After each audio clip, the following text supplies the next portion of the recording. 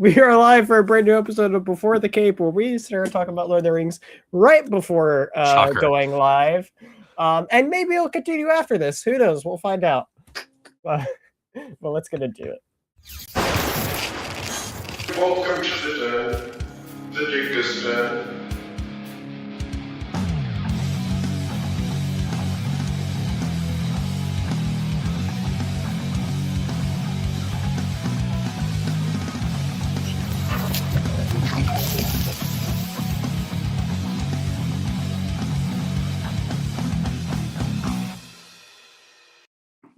All right, we're back for another episode of Before the Cape. This is the last episode before the season 2 finale, which is very exciting. And so I think a lot of stuff to get into this week. But before we do, even though this is about a DC show,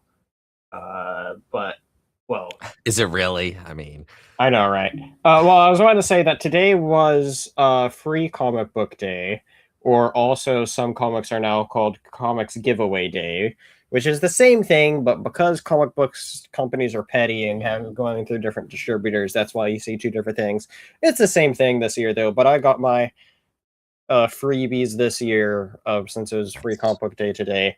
And so any listeners out there, I hope you went to your comic store, you supported your local comic store if there's any near you.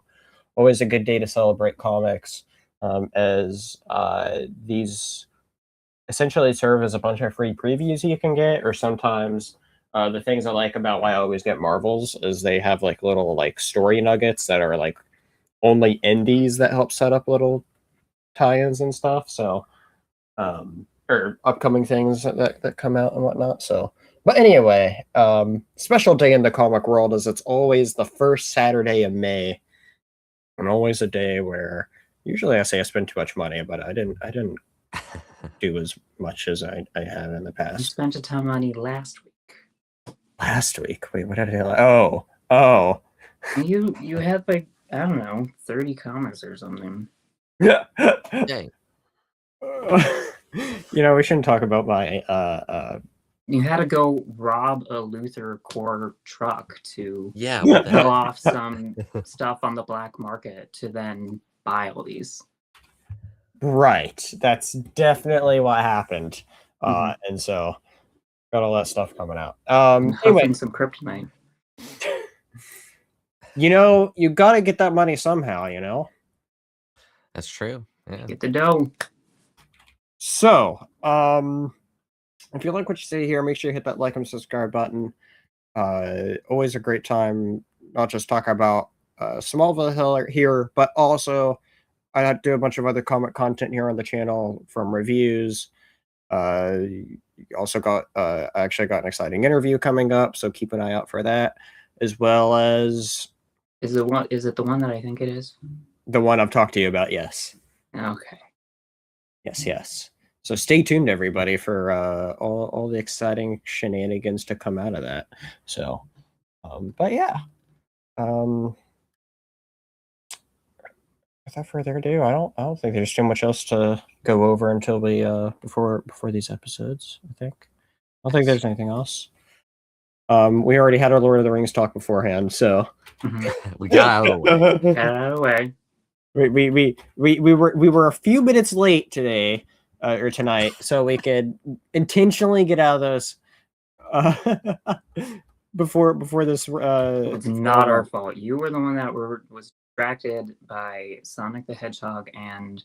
Oh no, Sonic's going to turn into the new Lord of the Rings. What a crossover! That would be a cool crossover. I mean, aren't they always like going after rings in the video games? Like, isn't they're like collecting rings, or is it coins? I think it's rings. It's rings. Okay, it would really confuse everybody, though. in Middle Earth, though, they're gonna be like, "Oh, there's one ring. Oh, wait, there's another one ring, and there's another one. Why is there hundreds of one rings?"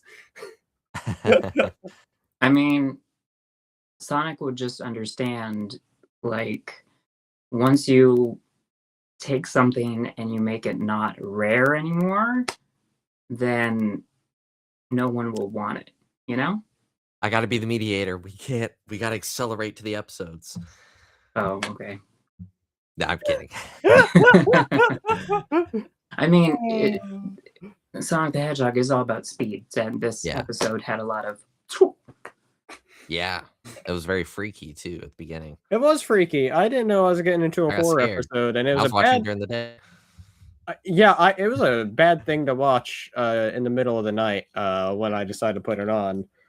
A couple of nights ago, I was like, "Oh, I should put on something to watch." And I'm like, "Oh yeah, I should probably go ahead and start watching Smallville since that's in a couple of days." And so I was like, "I'll put on that episode." And that first, like I think it turned down a little bit. Like once I got around to watching the second half, I was like, "Okay, that wasn't as bad." But the first half, watching in the dark, and I was laying down, not the thing to sleep to. No. Yeah, the second half, I mean, it kind of went from like horror to like sci-fi horror. Yeah. Yeah, it wasn't as bad as. Yeah, I'm not sure where you declaw that second half, but I definitely didn't lean into the horrorisms as that first half, which I was not ready for and just fell asleep too. It's a wonder that I got any rest that night. So.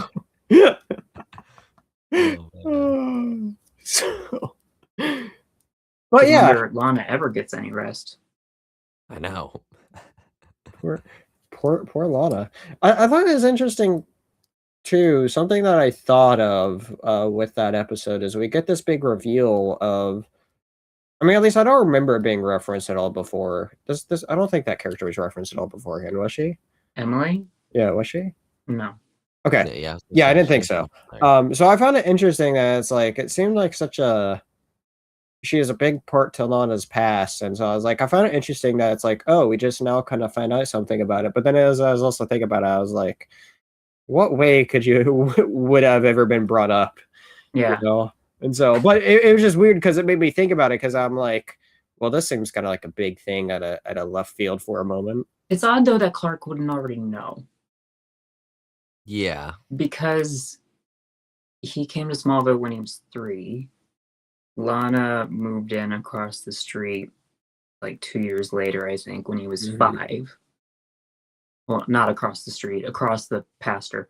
And so this happened when Lana and Emily were 9.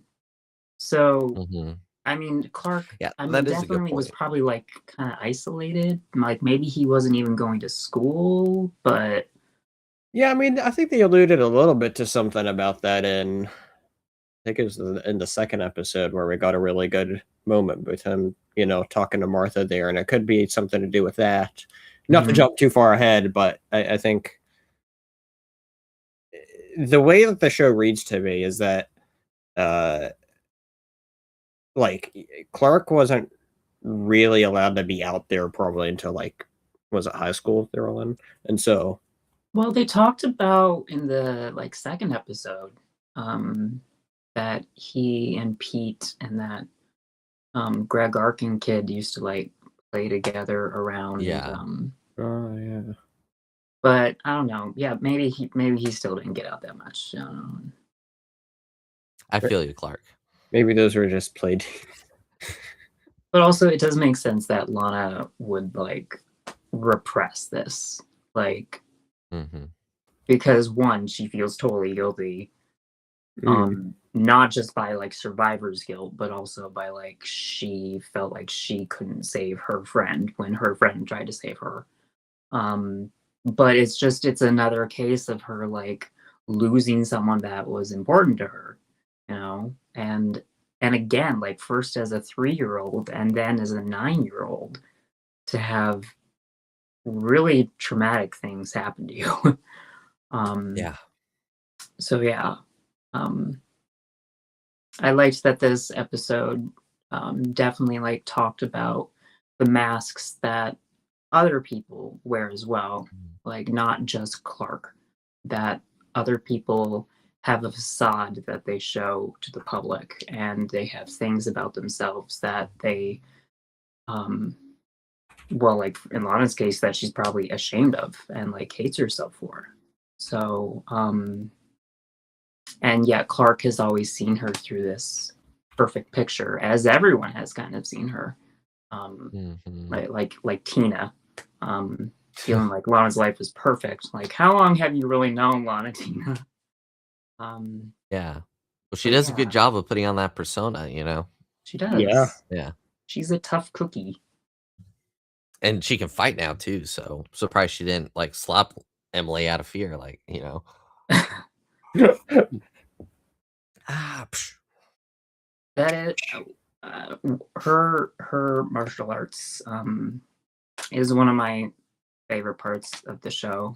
Because Kristen Krug is really good at it. She has a gymnastics background and maybe dance as well, and so she really got into the martial arts stuff. And a later show of hers after Smallville was Beauty and the Beast, and that show she plays a New York detective, and she actually gets into the fisticuffs a lot on that show, and she does a lot of her own work, so it's really cool to see. That's cool. Nice. Yeah, that's cool. I had no idea. That's really cool.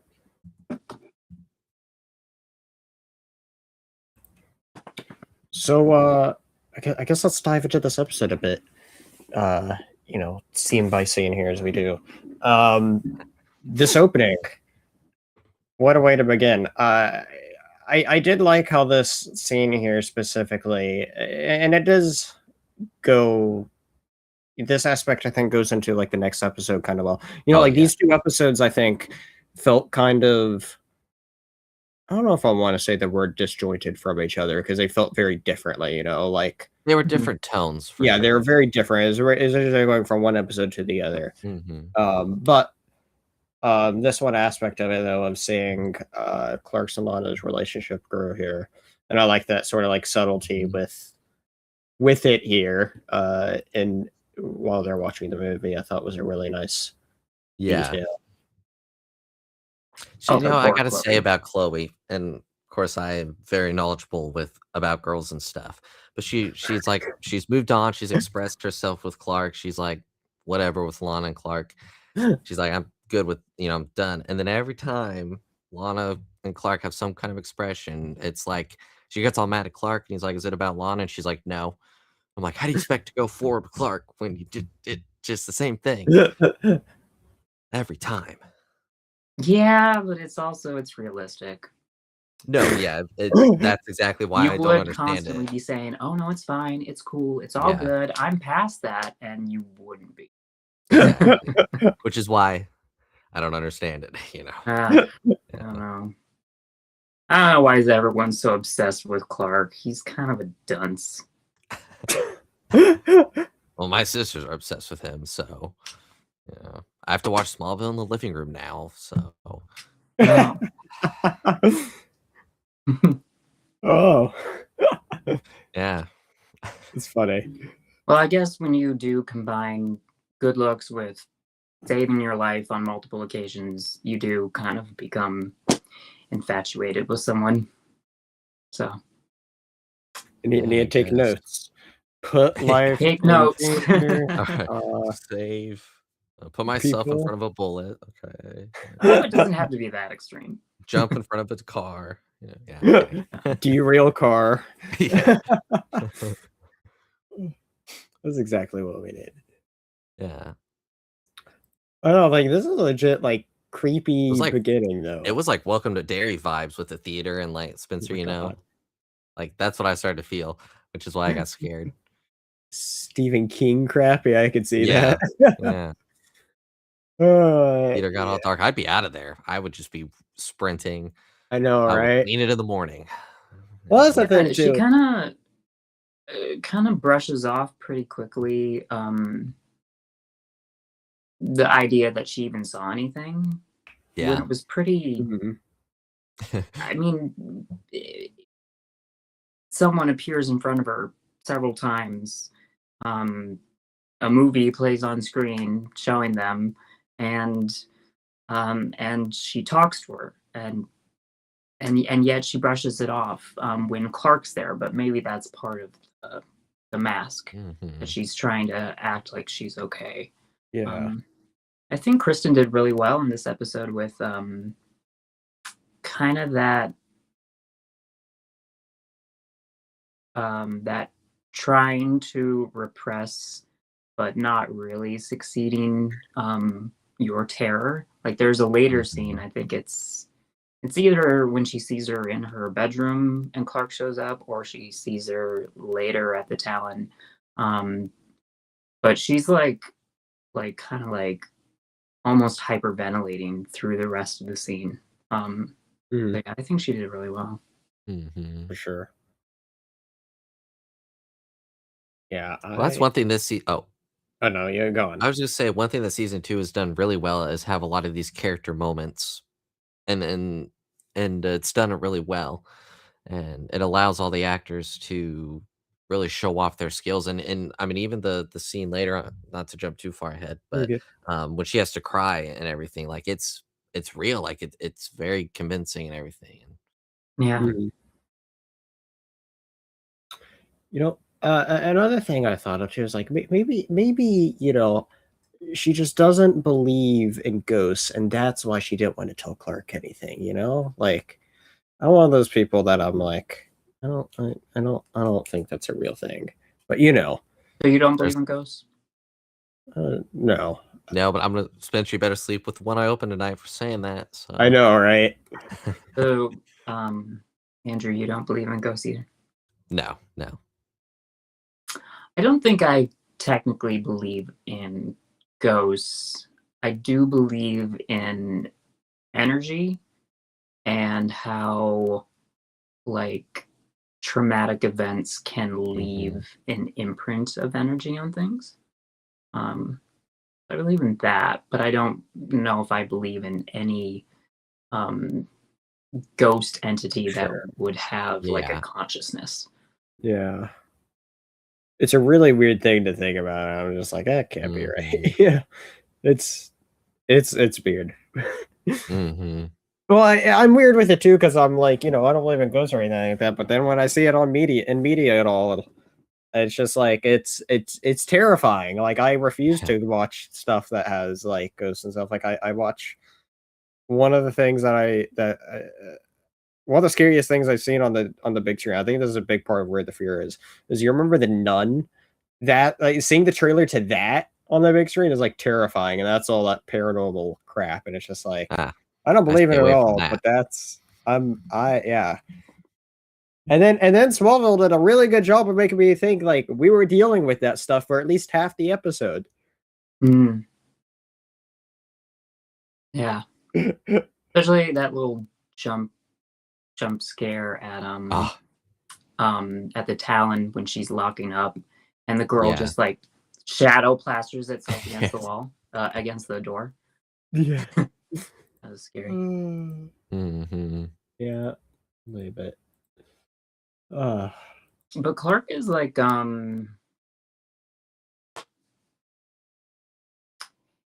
he believes her, but he doesn't believe in ghosts. It's interesting that he doesn't believe in ghosts. He feels like there has to be another explanation. And it's kind of interesting that it's coming from someone who a lot of people don't believe in aliens. And so it's like he's the myth, like saying, well, there has to be a rational explanation for this other myth. That's funny. And it was also interesting that Chloe didn't jump on that ghost train. That she was like, I'm totally ready to follow that wall of weird thing, but Lana's been through some stuff, and there are totally normal ways. Like she's like, I love how she said, no, I don't think she's crazy, but there's a lot of people out there that do hallucinate and see things, and because of the traumatic things that they've been through, and Lana's been through some stuff, as we've said. So I really liked that about Chloe, and that's the little scene with her. I think that's the only scene we got with her in this episode, other than the earlier scene at the theater. But she's like, hey, even though Lana and I are going through some stuff, she's still my friend. So I really like that. Yeah. Yeah, that was cool. Yeah, we got a lot of good moments between Lana and Clark in this. It did a good job of really like setting up what we get in the next episode. Hmm. Yeah. Of course, this has been the whole season. Is this back and forth? They start to get Right. somewhere, and then the writers are just going to stab us in the heart and say, "Nope, that ain't happening." So, Oh. Yeah, I mean that's what I finally actually really like about these last 2 episodes is it's like where you finally have that after all this back and forth. It's like they're finally there across yeah. these episodes of what has been this annoyance, Hmm. that we've talked about before. Yeah. But now it's there. So What I very think is funny about interesting. this episode with Clark wearing the red jacket and the blue shirt is before I watched this episode, my Instagram feed is just full of Smallville memes and everything. And it was a picture of Clark wearing that outfit. And it was like, wear something else, man. And I'm like, no, those are the colors he wears. It's red, blue, yellow. This is actually on the Smallville Hmm. wiki. They track, how many episodes he wears this in. I don't know if they just stop later on, because it does become pretty consistent, this blue shirt, red Yeah. jacket thing. But at this point, I Mhm. think it was still only like the 8th episode that he had worn it. Oh, okay. But at least this specific blue Yeah. jacket, red thing. But, Hmm. and he's got a red truck. Yeah. Since And it he just hasn't Surprised he came hasn't smashed this crashed one that yet. I yet. don't know. Yeah. Yeah. something super about this. I don't know though. Yeah. This was a nice surprise having this Yeah. actor in it. I don't remember his name. I looked it up because I was like, I know It's this like guy. Nate. Is it Nathan something or? What do you know him from? He's I in know a him from the show. middle. That's it. That's the show I was thinking of. Oh, Yes. okay. Yeah. Yeah.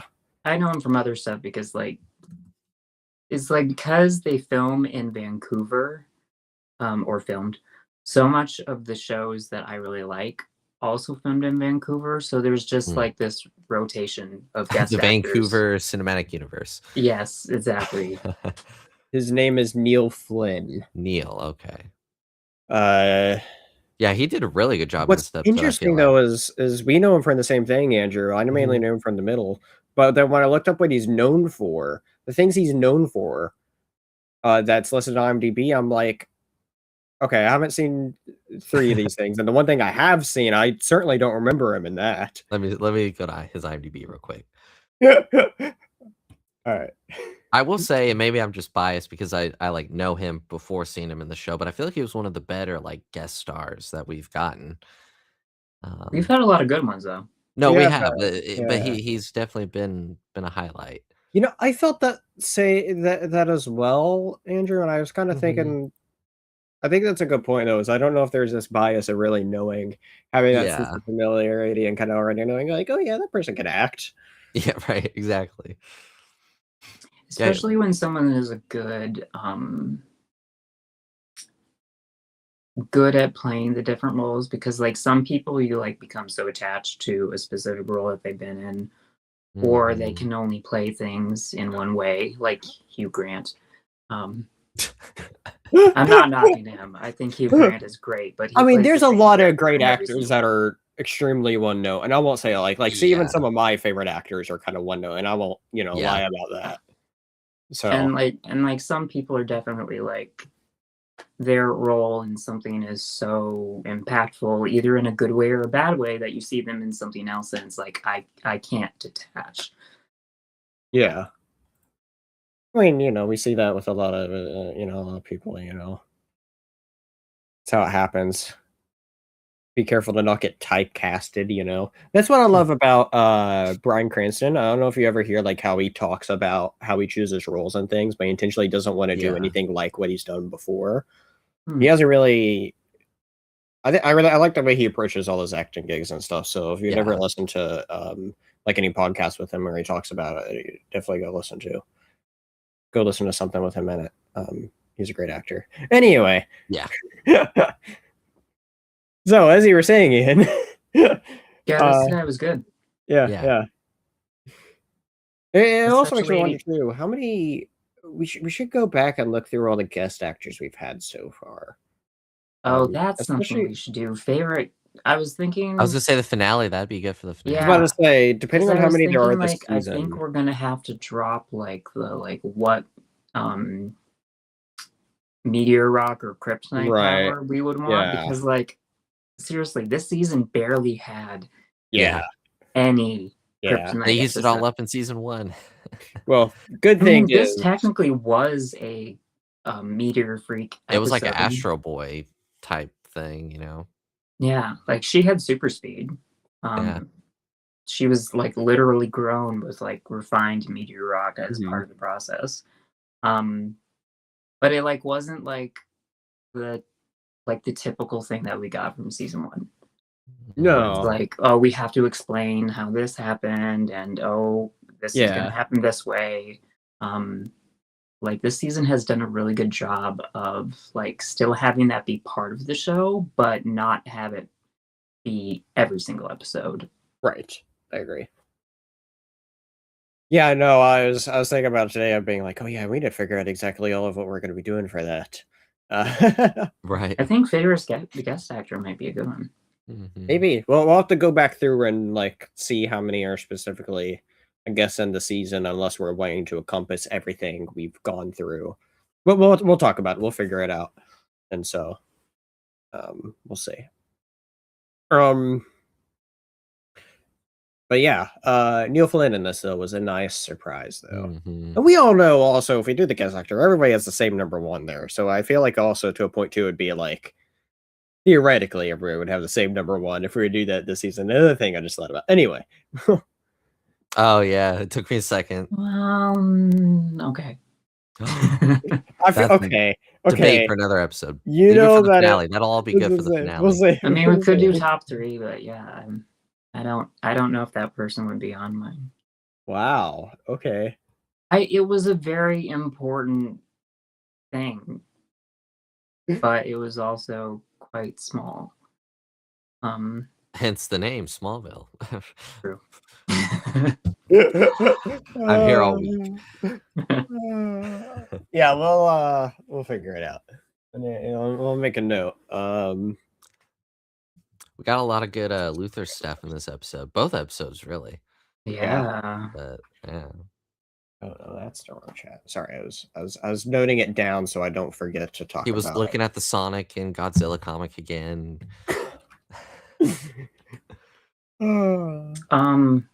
What was all the? Oh yeah, it was this guy, this guest actor, who the father of Emily, used to work for Lionel Luthor. Well, used to. Yeah, yeah. Yeah, that was some really good stuff. And Oh, the scene with the clone of Emily. I was surprised he didn't die because it looked like he got impaled by that. I was surprised Yeah. too.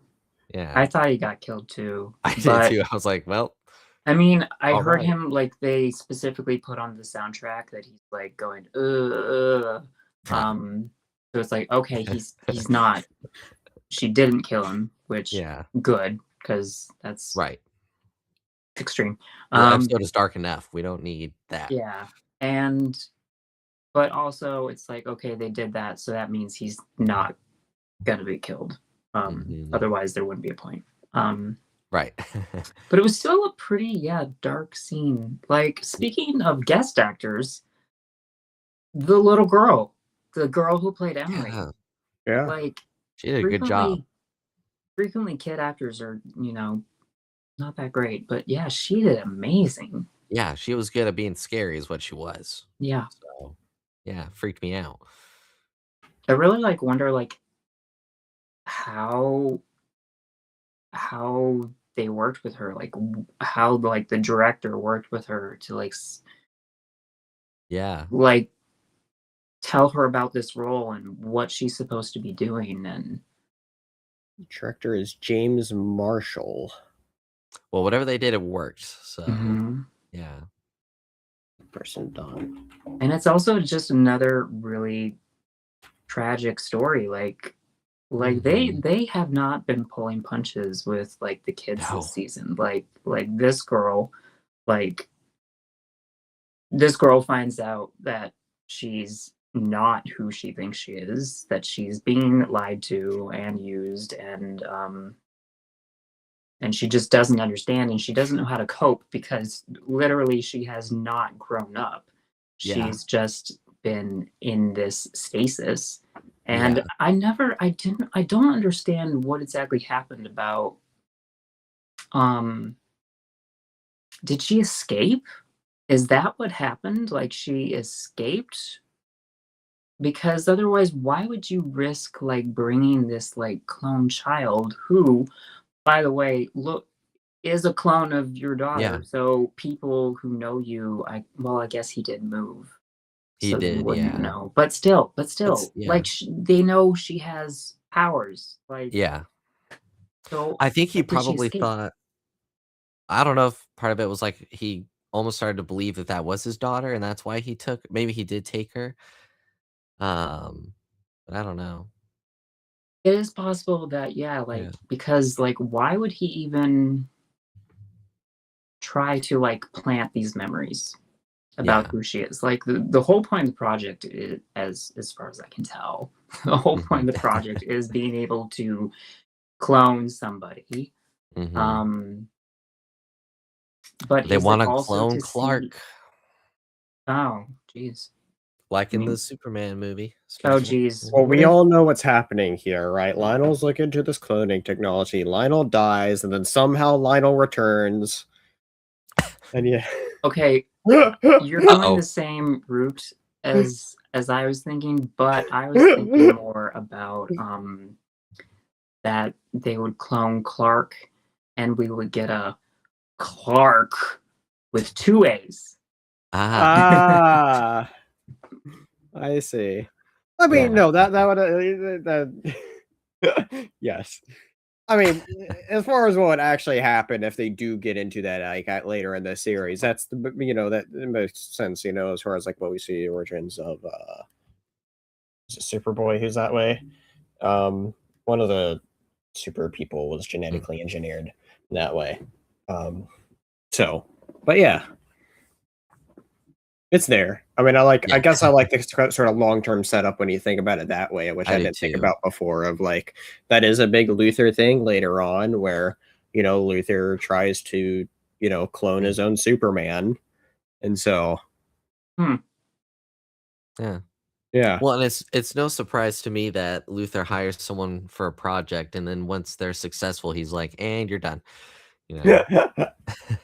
Well, I don't know if it's that. It's that he recognizes the emotional attachment, Well, that too, yeah. and he recognizes how dangerous that can be, at least from Yeah, his true. perspective. Yeah. Which, and then that final scene with him and Emily, Oh, that's really also this other scene, but I'll just talk about this first. Is that I don't rewatch this episode that often, but that scene is one I always remember. That that is the um, focal it's so point. eerie. Yes, exactly. Yeah.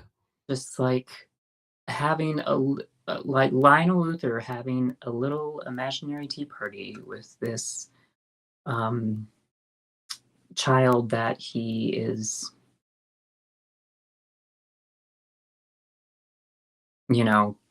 has manufactured. um, and I like that this season has been so good with like linking everything that has come before, like with the Mhm. refined meteor rock, which was also in like one of the previous episodes from last week, and also then going back to seeing that in the insurgents episode, the hostage situation, but Mhm. also going back to they mentioned level 3 from the first season, jitters, Yeah. like secret research projects and things. But also, like, we know that he's been doing this kind of stuff for years, like with the kid from Nocturne, you know, like the kid that was like the Jekyll and Hyde person. Like it was Lionel Luther that was like funding like his treatment, right?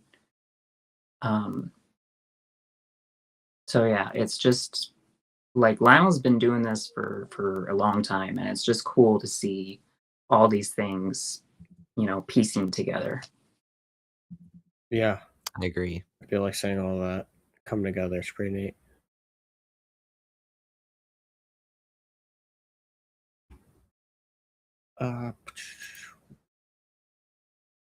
Oh, but the other scene I do remember from this episode is the scene in the rain.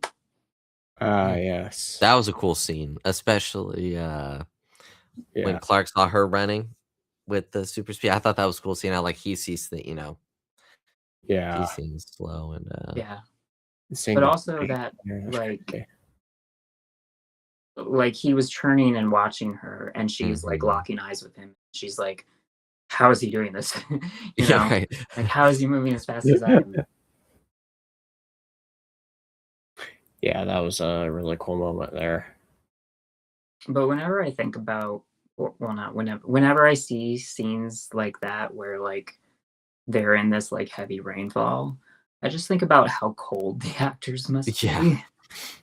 Because this would have been in like being filmed in like probably early April, maybe late March. And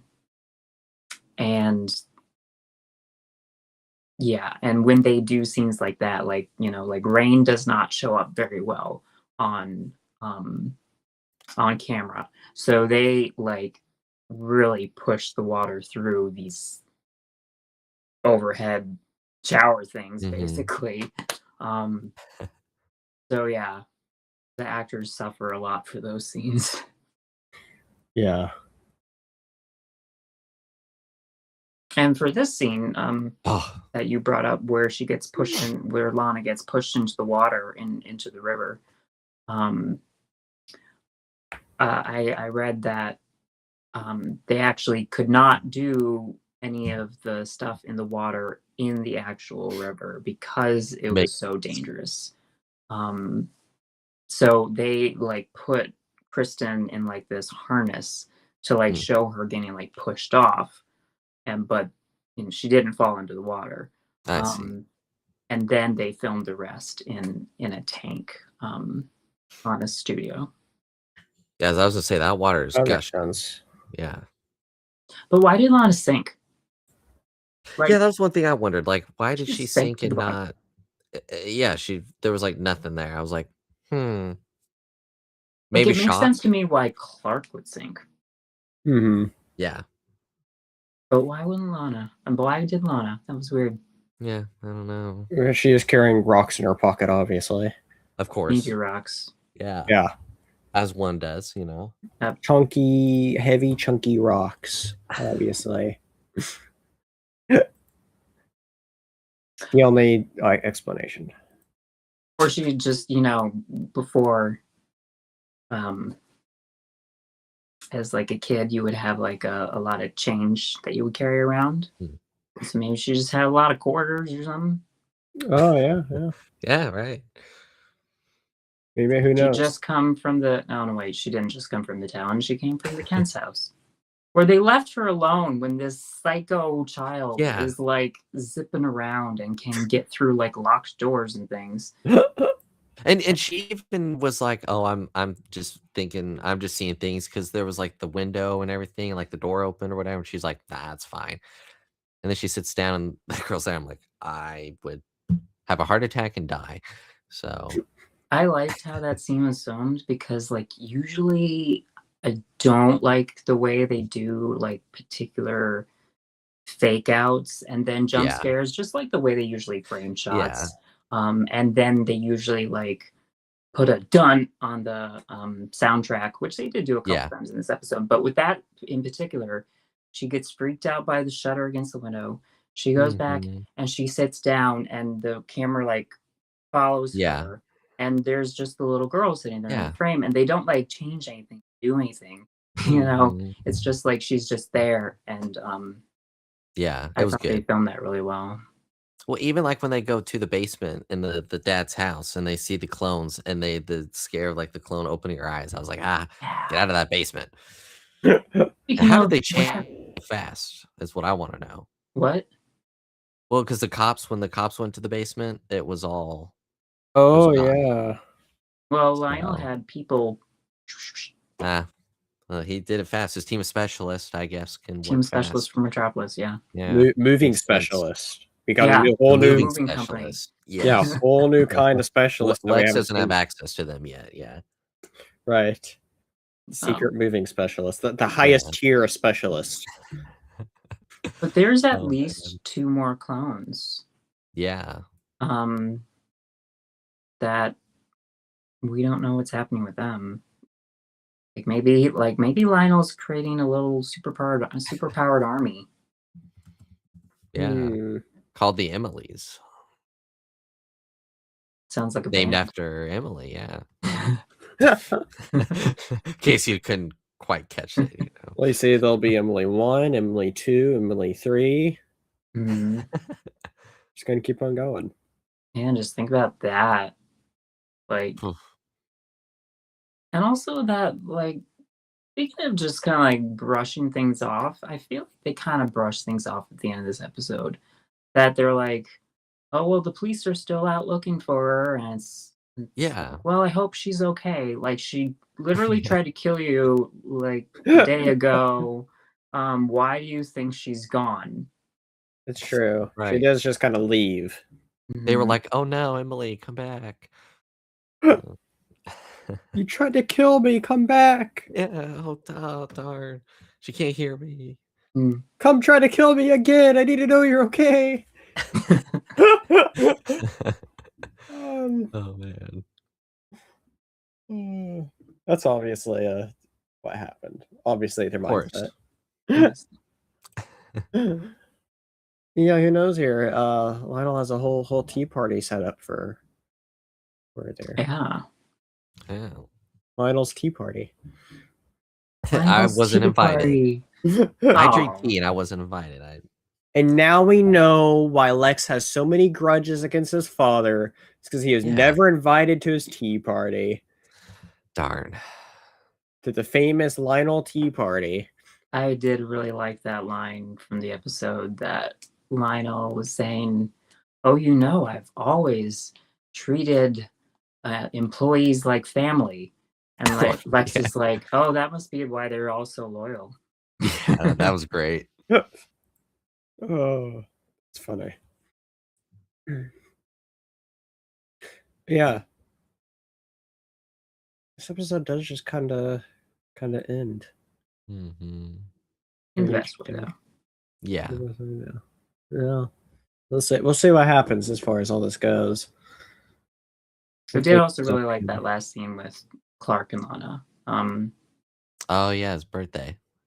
No, that was that's next episode. that was next episode. Oh, that's right. Yeah. But the scene That's where how the next she episode is expressing to him, you know, basically his own fears, you know, about, I feel like at some point you will find out something about me that you don't like, and everything will change.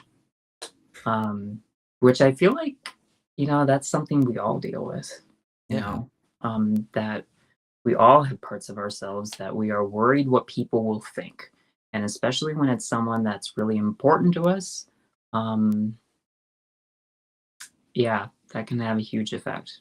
So it's nice that, you know, it really isn't just on Clark's side here. Like, yeah.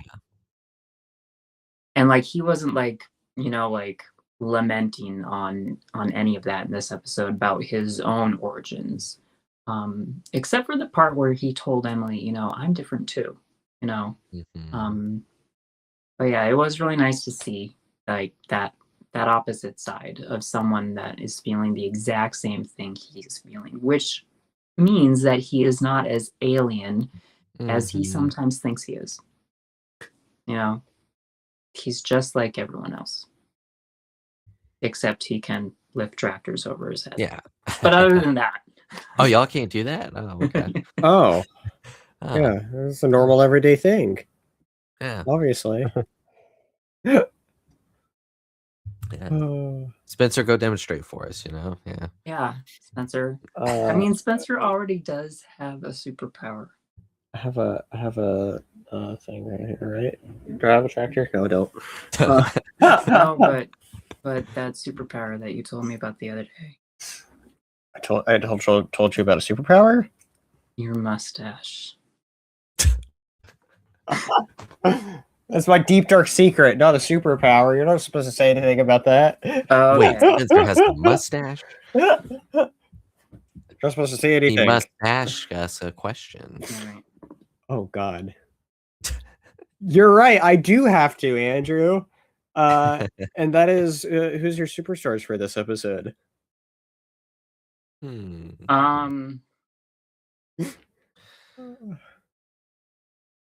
See, this is where it's tough because I'm thinking best performance, and that would be Lana. But Oh, okay. I don't know if that falls under superstar. I don't think there's any like constraints about it. It's like Yeah. who for you Yeah. in the episode was Like like the the highlight. most like engaging or the highlight. Yeah, something like Yeah. Probably Lana. Yeah, I would Yeah. go with Lana. Yeah, just Kristen Curick did a really good job of being believable with her emotions because sometimes with some actors, when they have to cry or express a lot of emotion, it's kind of a little cheesy at times, but Mhm. she was like full on, almost like she really was crying. And I thought it was pretty powerful throughout. So yeah. Yeah. Yeah, she was great great in forefront in this whole episode. Hmm. I feel like she's the easy kind of pick for this, deservedly so. But Yeah. who are you thinking for yourself, Ian? I was going to say Chloe just because of that scene I already talked about. For some reasons that I can't fully share with you guys because like it's stuff that hasn't happened yet. But but actually I think I'm gonna go, and this is also kind of performance based, but I think I'm gonna go with Emily. I thought, she's a very tragic, very interesting character, who was just played phenomenally by this little child. So yeah, I'm gonna go with her. Good pick. She was good. I will pick Emily as well, only because she scared Andrew. No, I'm joking. Oh, she did. No, she did. There is no joke. No, she's getting to be a little bit too. No,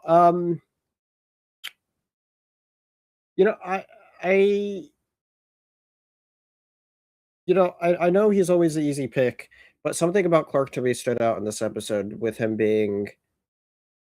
I mean, I know it's not the first time that it's happened, but to me, it seemed like we were talking about like this is a very much Lana centric episode, and I really like seeing the position that he was put into, kind of being a little bit more on the supportive side throughout this whole episode more than anything.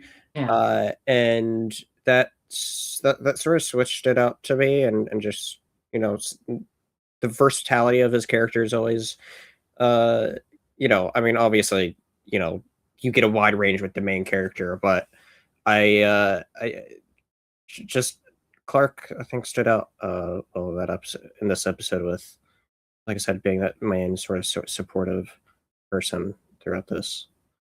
So that's my pick. Yeah, Nice. it's a good one. He was really good in this episode. And then one more. we have a calling.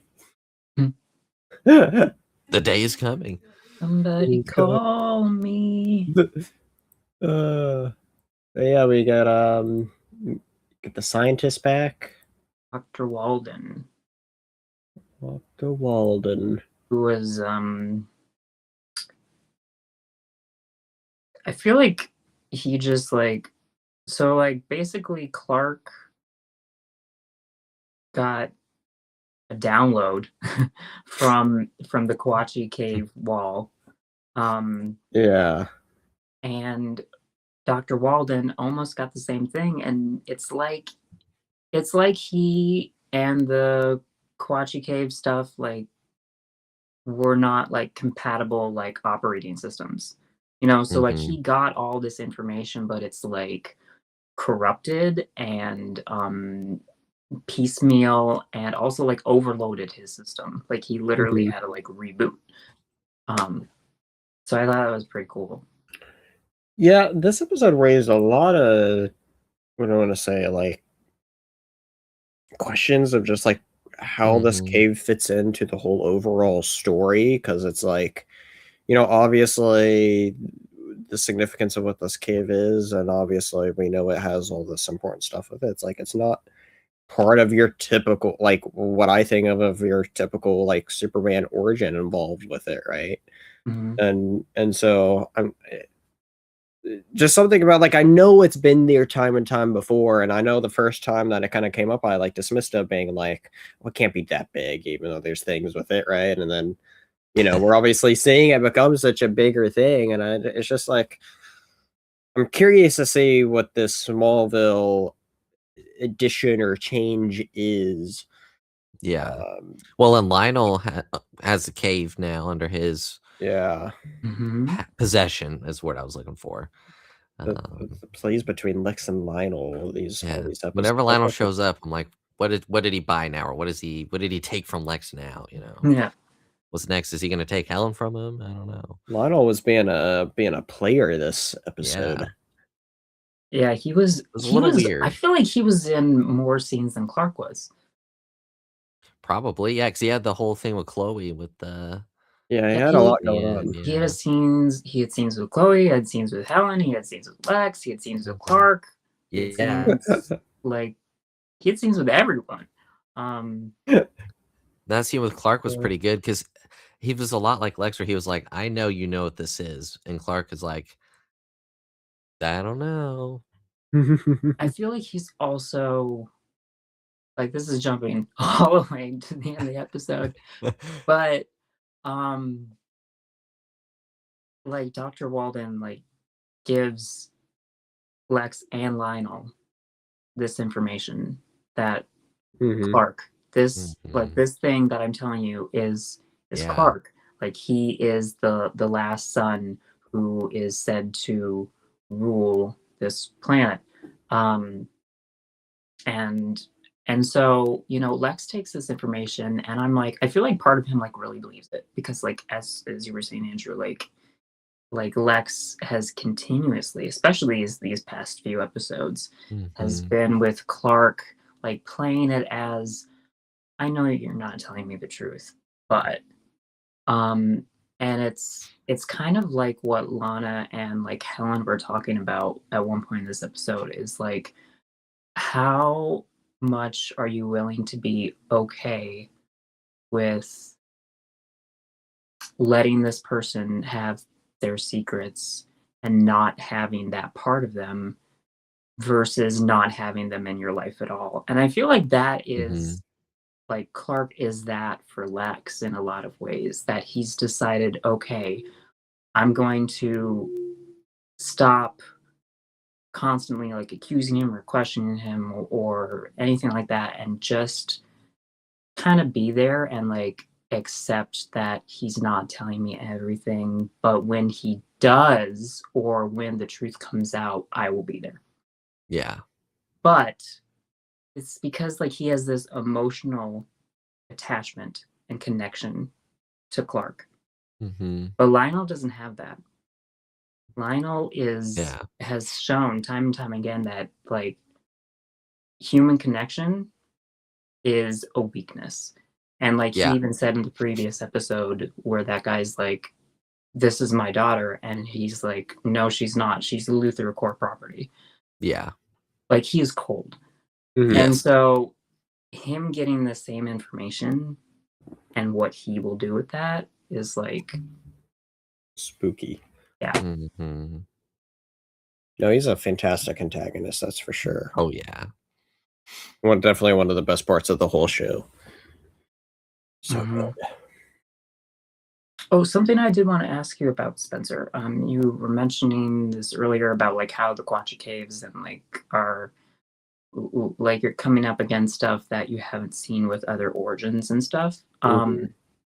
Like part of what this arc has been doing is it's like been showing that it's like this has been like a prophecy, you know, like people knew that Clark would be coming here even like hundreds of years ago, you know. Mhm.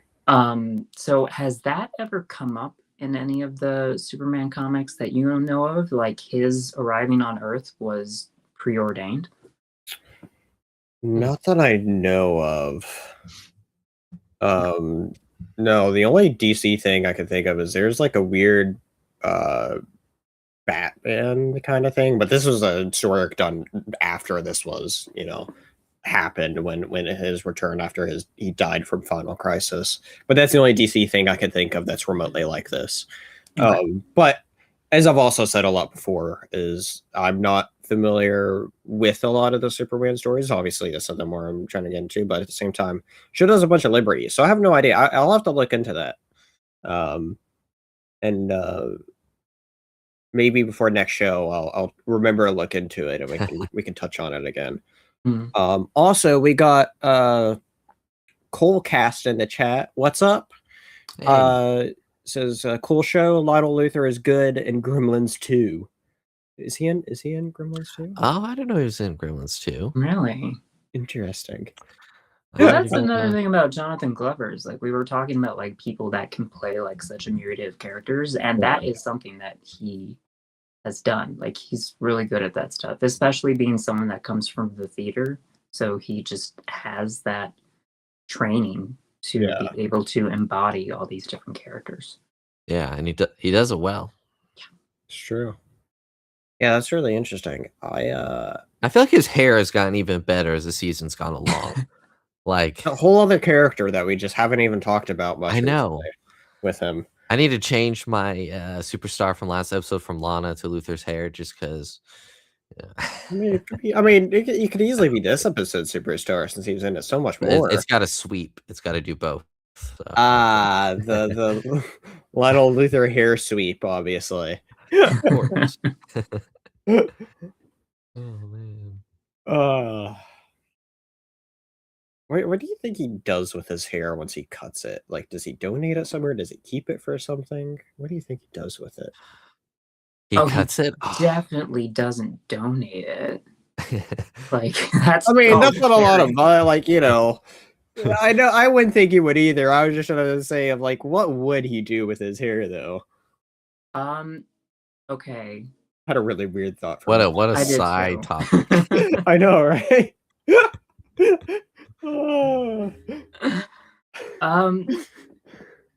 Maybe he just creates. No, see, I was gonna say maybe he creates Lionel clones, but I don't think he would. I think he would always want to feel superior, and if he like created something that is him, that would like be like competition. So I feel like he would do that.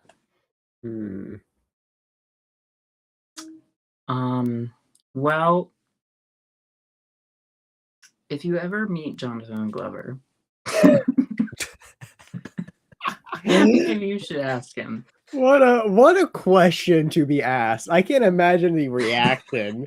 He'd probably love it because I doubt anyone's ever asked him that. Yeah. Well, it's also like one of those things of like the most random thing that could be But asked. you could also ask it kind of creepy, like, what do you do with your hair when you cut it? Like, No, not you, like the character. You like leave it with the character, and it removes some of that True. creepiness. He's like security, Yeah. My specialist As you're like security team. eyeing his hair, like, yeah. So didn't give any of that up. I'll take a couple locks. It'd be like when Galadriel. Speaking of, yes, it'd be like when Galadriel gave Gimli exactly 3 of her hairs. Like maybe that's what Lionel does. because he probably views himself as a god. He fires someone and he says, "Here you go." That's their severance package. Yeah. Is one of his hair. New Smallville lore. Yeah. I mean, he probably would say, "Hey, you could probably get a lot of money for that. This is expensive." His hair care costs more than their salary. At some point, Chloe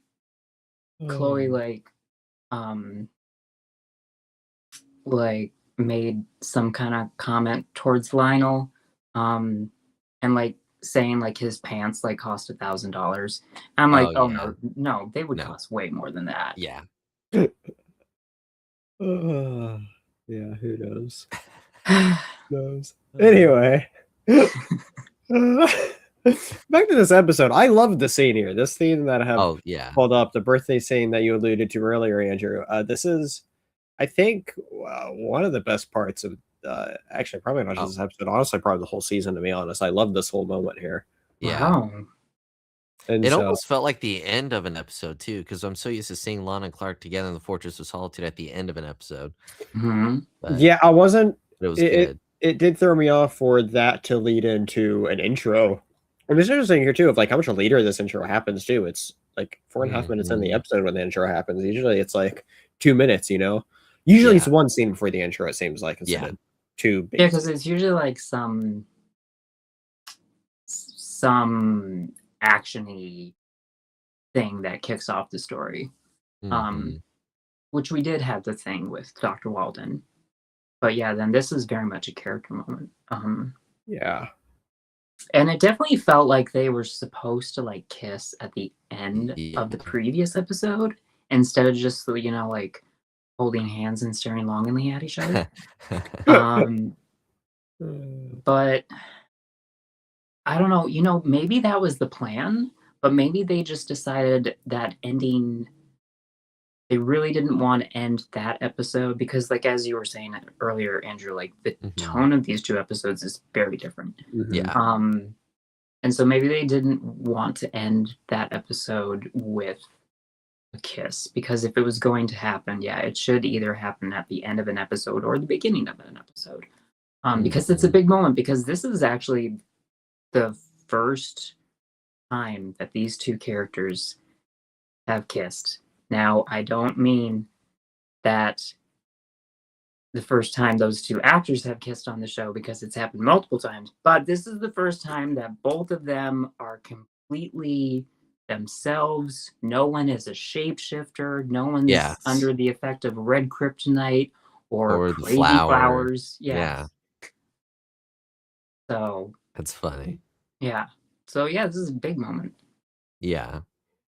And Clark, it's funny. I love Clark, but when Lana lit the candles and he's like, "It's not really my birthday," and you know, I get where he's come from. I was like, "Blow out the candles, man! She made you a cake. Like, it's what you've been wanting." Like, you know. But I get it. I understand his perspective and thought process. So it was something nice to like find out too. That he doesn't really know. He doesn't know what his birthday is. Yeah. You know. Yeah. I don't. They didn't say. He says they just. I feel like they said that he just. Sorry. I feel like he said that they just picked a date off the calendar to use on the birth certificate. Yeah. But I wonder if they use the meteor shower date. Oh. I don't because know. then Lana specifically says, like, you know, some of us just want to celebrate the day that you came into our life. Yeah. Yeah, I liked that. That was nice. Yeah, I did. I loved her sort of explanation and making him feel better about it and all that. And yeah, no, Jonathan and Martha went to ChatGPT and they said, "Give us a random day of the year." All right, that's Clark's birthday. Yeah. That GPT did not exist at the time. It would have been Ask Jeeves. I don't even know what that Actually, is. no, wait. It would have been maybe Ask Jeeves didn't even exist then because it would have been 1987. Yeah, I think it was. Also, Spencer, what are you doing? Hey, look, I'm looking up Yeah. Ask Cheese Wrong. for you here. Oh, okay. Which backstage. I heard about it. There's news about it where Oh Ask yeah, it shut Cheese down. That's just why it shut sounds down. familiar. Yeah, Yeah. that's what I was I looking up saw that. because I'm like, I saw that on that's Twitter. Yeah. very familiar. Yeah. Anyway, Cole asked, "What episode/season are you on?" We are currently we're almost done with season 2. Wow. We just started talking about the episode Calling, which is the second to last episode of season 2. And so the next time we're on, we'll be talking about just the finale and like our season wrap up for season 2.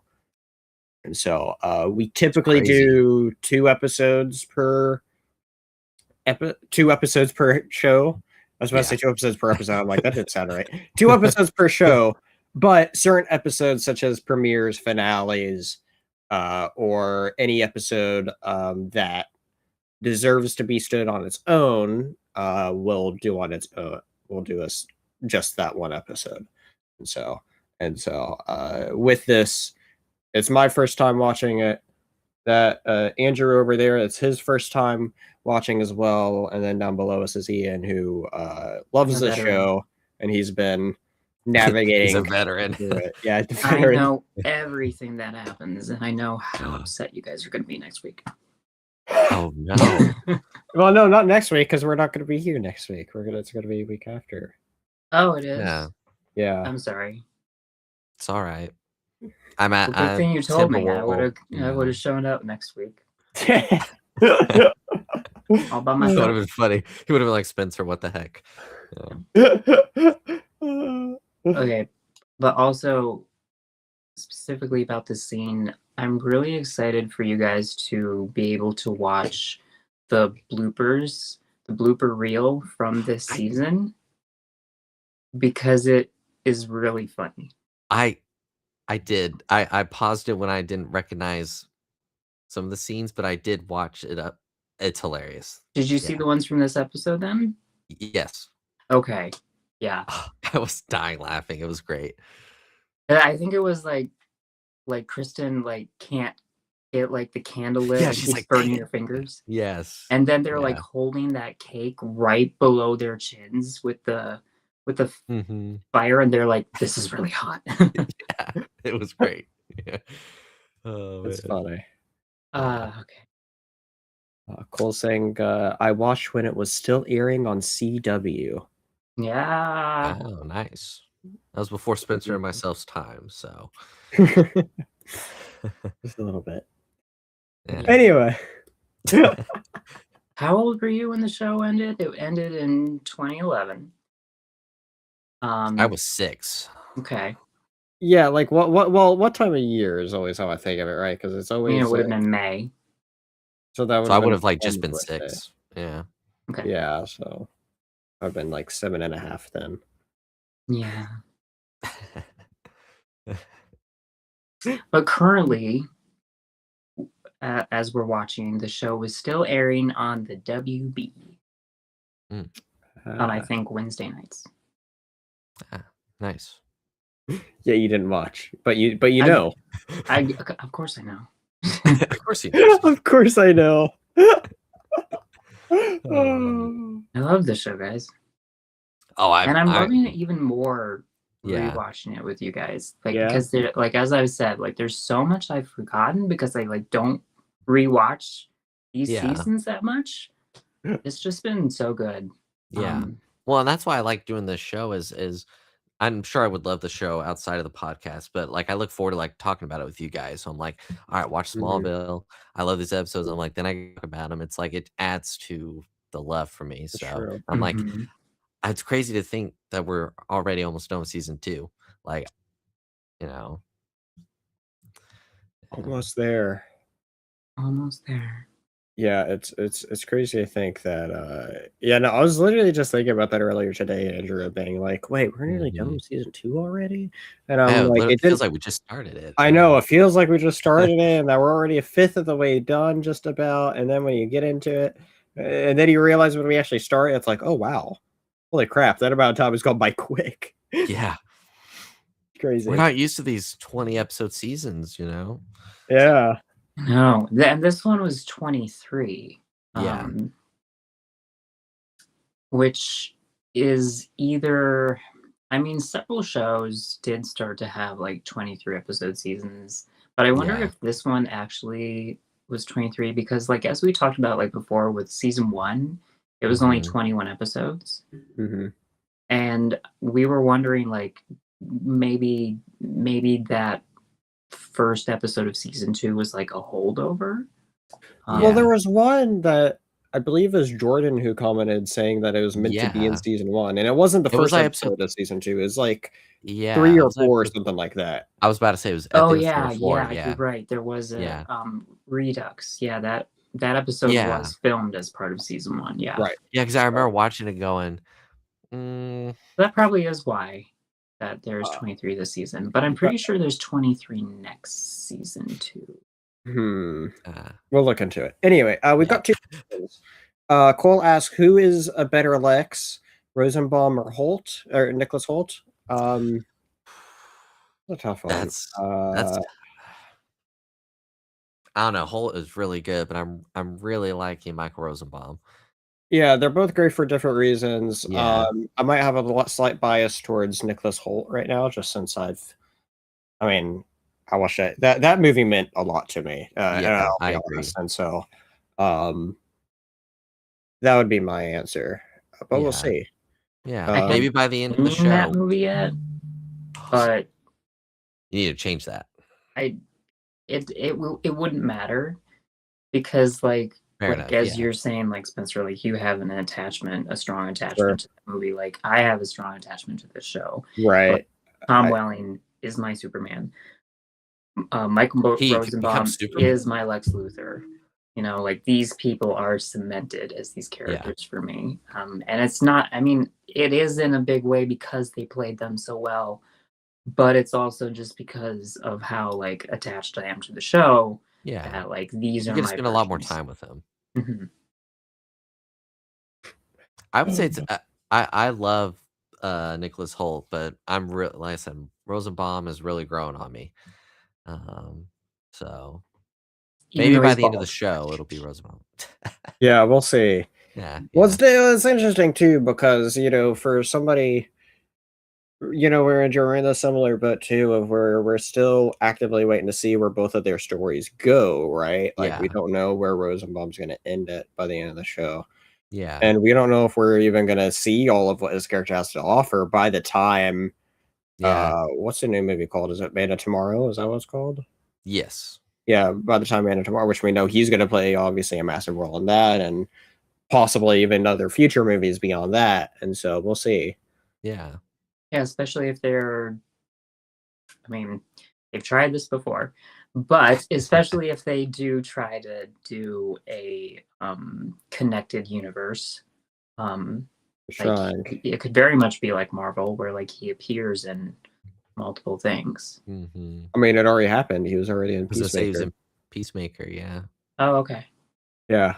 And some of his cronies were in Peacemaker too, so. Yeah. Peacemaker season 2 very much felt as part of it definitely did kind of feel like an epilogue to Superman. Yeah. So, I might rewatch that sometime. Anyway, there's another question which you don't have to answer if you don't want to, Ian. How old was Ian when it was aired?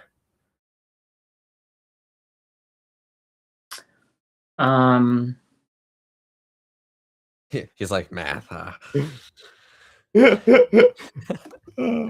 me see. I would have been. It started in 2001, I think. So I was 13 when it started. Okay. Nice. But I didn't watch it when I was 13. I started. Yeah, I don't feel like this is a show that would really appeal to people quite that. Yeah, I feel like you'd have to be a year or two older for it to really.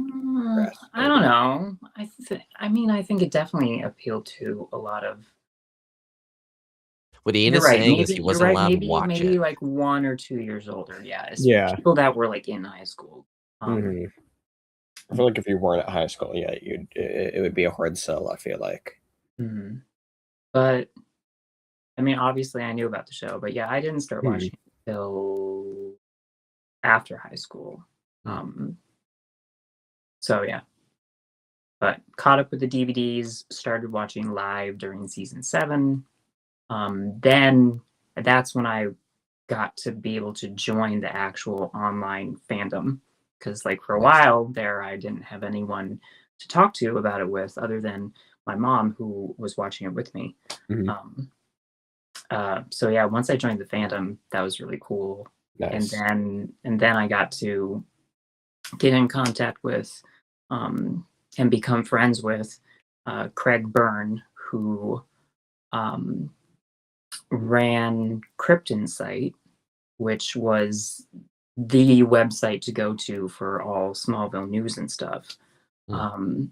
And so he then got to go and interview the actors. He interviewed the actors all the time. He actually got contracted to write several of the official companion books.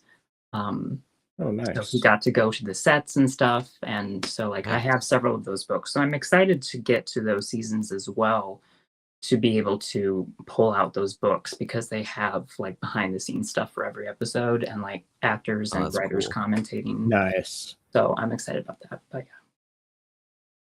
That'll be awesome. Anyway, let's get back to talk about this episode. So, this was another moment I really liked between when Clark comes back in, and Martha's there waiting for him. I thought this was another really great Mhm. moment right there. And Clark also kind of like setting his own boundaries here too, being like, "Mom, what do you?" Yeah, What the Because heck? she like helped Lana set up that little yeah, ambush. yeah. Yeah. But it's But in then they like had it's in this way that it's like she feels bad Mhm. for him not being able to experience so many things as you know, you feel that every person should be able to. And she kept, as we talked about earlier, like she kept him isolated and stuff, and for good reason. Yeah. But yeah, and she feels really bad about that.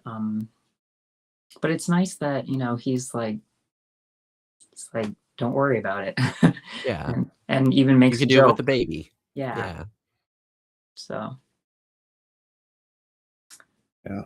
but then Lex shows up. As an I thought interest. this scene was sweet. This part was sweet of Lex too. I guess Jonathan is still impressed by all the farm work he did. That one episode, yeah. Yeah, that one episode, that one time. Didn't hold a grudge that his Yeah. brother hit him over the head with a pistol. Exactly. Yeah. But yeah, this was a nice scene. Mhm. It's another thing of Lex obviously views their family as the ultimate family. Like, this is the family that everyone could ever want or hope for, and it's the family that he never had. Mhm. And it's definitely the one that he wants. So to invite the Kents to be at his table at his wedding rehearsal dinner in place of his parents, um, it says a lot, and them accepting says a lot. Mhm. But it's interesting because Jonathan accepts and like says we'd be honored, but like as we see like later in the episode, like he still does not trust Lex, Yeah. and you like wonder why he did accept here. Mhm. Yeah. Yeah, because when Helen comes to him after Clark's blood is stolen, and he's like, Lex, he basically alludes to Lex doing it, and staging it. She's like, ah, no. And he's like, wouldn't put it past the Luthers. So Mhm. yeah. I wouldn't put it past Jonathan either, though. No, I really wouldn't. Yeah. I like how she brought that up too. Yeah, Yeah. No, because it's we like yeah. know like the lengths he'll go to Me Just too. get Pete and Clark to, yeah, get Pete to commit switch another the felony. blood. Yeah. Poor Also, the Pete. scene with them at the Talon, oh, that awkward tension. They did a good job of making it That's awkward. true. And Pete's just like, good guys? Like, Pretty This sure that was his only scene in this episode. I know, but it was Yeah. great. It was Yeah. good. this scene in particular really made me realize how far the show has gone, of just Yeah. like seeing how everybody feels about each other. And Yeah. especially of them talking about being like, especially between Clark and Chloe throughout the episode of being like, yeah, we could just, we can have things be the way they were, you know? But Yeah. I do think it's funny, and of course it is realistic with high school kids that both Lana and Clark are like, yeah, we were up real late last night, and Chloe's like, Well, well, I Clark mean, if ruined they it when he weren't said, "Give me so the rest." obvious about it. Yeah, I know. Oh man, But Chloe is, even Chloe's without smart it, enough. Chloe's Yeah, very observant. yeah, yeah. I Um, just thought that scene was funny. yeah. So, yeah, yeah. just a very good scene. And then we have oh my gosh, I always forget her name. What's her name? Helen. Helen, and I guess being we're not going to be seeing much of her after this episode, probably. guess we'll see. Yeah.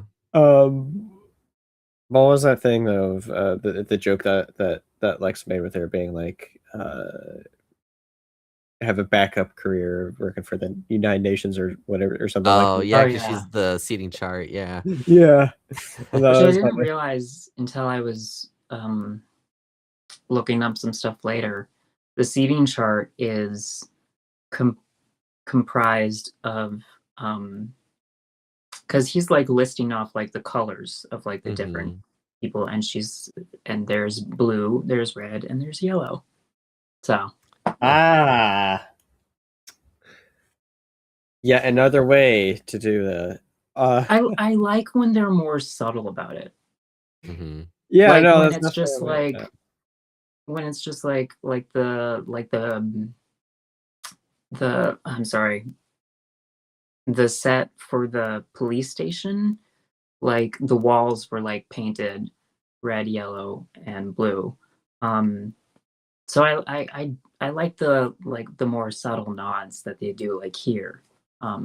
It's fun because there are throughout this show there are a lot of heavy-handed,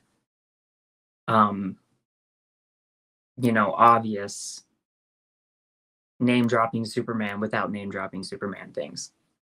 Yes. Yeah, like Man of Tomorrow. Yeah. They used, yeah. I do like all that stuff. It's kind of throughout. Cole asks, how often do you all do the show? We do the show weekly, 9 p.m. Eastern, 8 p.m. Central for the other two people here. Next week, apparently. Except next week. Just one week off, yeah. Yeah, so we should be back for the finale in 2 weeks from now, but we'll see. We will see. Because usually the show has a the show must go on mentality since there's 3 of us. I'm the person that's actually running all the stream stuff. So as long as there's at least one of these other two, we'll do an episode unless it's something big like the finale. Or we also ended up we last held off on the episode that Christopher Reeve shows up in. Because originally that was just going to be me and Ian, and then I watched it and I was like, holy crap, we need all of us here for that episode. And so yeah, but we try to do weekly unless it's a big episode or there's just life stuff going on where 2 of or us if there's can't make basketball games. Or yes. Oh shoot! I was so excited because I looked at the schedule for the playoffs right when we were starting, and I was like, "Oh, cool! Next week," because I was worried about there being a conflict, and I was like, "Oh, cool! Next week there's no game on Saturday," and now Spurs in 5 anyway, so now you're telling me we're delayed a week, so I don't expect my team to get through the next round, but It'd be cool if they did. Yeah. But hopefully get there's no past- conflict. Yeah. Because I really want to be here for the finale. Yes, no, we gotta Of be all course. hands on deck. All hands on deck. All hands on deck. We all gotta be here. Rated laboratory. But yeah, we're- so someone has stolen. Someone's stolen Clark's blood. Yeah. Hmm. I wonder who. Obviously, It's not- Jonathan. Yeah, right. Because Jonathan has a secret room full of Clark stuff that he just loves to go in and look and study. Like, Right. yeah. Totally not He describing. doesn't know. He doesn't know that it's Clark's blood though, because it. But I feel like he has like he a does. strong suspicion Yeah. that it is either Clark's or Martha's. Yeah. Because like all that stuff that was happening, when both of them were sick and Martha was in the hospital and miraculous recovery. And so, I mean, he knew that like Helen was like researching that stuff, and even like walked in on her, like inspecting the blood, and she's like trying to like hide the results. So he's not a stupid man. Right. So yeah, he probably thinks it's either Clark's or Martha's. Somebody. But there is no small list of people that could have stolen blood, like Lex or Jonathan or Lionel or Pete. Right. Yeah. What wasn't he questioned? Yeah. Yeah. Maybe because Helen has no idea who the hell that kid is. I was gonna say she doesn't. He's really never on beat it. screen long enough. Yeah. Never on screen long enough. Right, but they've had this whole side story off screen, obviously, where they know each other, and obviously, anyway. Like, what Smallville show are you watching? Maybe he Hulu has a different cut, so maybe he has maybe he does shifts like volunteer shifts at Smallville Medical because there's some other girl there that works there that he likes. That would be the only reason. Yeah. He's done that before. He's done it before. Mhm. Exactly. But that scene between Jonathan and Helen was really good. It was a really good scene. I thought it was really good. Very tense. It was a great tense scene. And then having a lot of great character moments just all along this episode. Like, this was genuinely a great episode. Yeah. It definitely, you could see that was laying the foundation, I feel like, for the finale in a lot of ways with a lot of character. It did a lot. Stories and stuff. Well, it's one of those things of like, the first episode, Accelerate, felt a lot like your typical sort of like Smallville episode of what we go through. But then, certain episodes just feel like, okay, yeah, sure, that was our fun, week sort of episode. I had words there I should have found, I couldn't. But like, but this one is like, all right, now we get serious, right? With really progressing through the story, and I did feel that a lot. Well, and even as fans watching it, I'm like, you can only toy around with Clark and Lana for so long before they either just break everything off and never do anything romantic, or they pursue that. You know what I mean? Like, it's. Yeah. I guess we'll find out in Exodus if that happens. So we'll see. Yeah. It still feels really. It does feel real, though. I mean, they do such a good job with these characters that even though it has been a will they, won't they get close and then they get pulled apart like thing, it still feels real. And especially like even here where Lana's like, this might have been a mistake.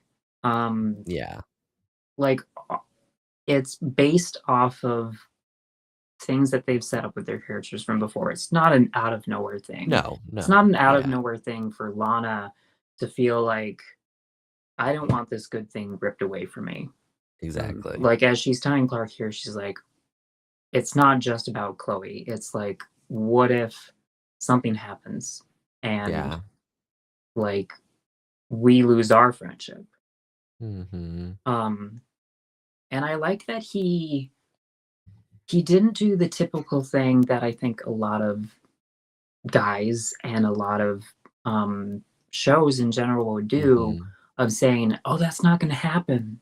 You Yeah. know, he was just like, "I don't know." Yeah. You know, I don't know what the future holds, Willing to but take I that don't risk. think that means that we shouldn't try. What are you saying? Oh, I need to take notes from Clark because he knows how to talk to girls. I'm like, all right, No, he does not. He I'm does kidding. not. He does a lot better than I do. So, Okay, yeah. all right. I mean, he does okay sometimes. Hey, his best man speech wasn't bad. So, That best man speech was all about him too. Like oh, he well, like yeah. found a way, like Yeah. I have to get through to Lana somehow, and this is the way I'm going to do this. Yeah. That's true. So, but it worked. All about Yeah. Clark.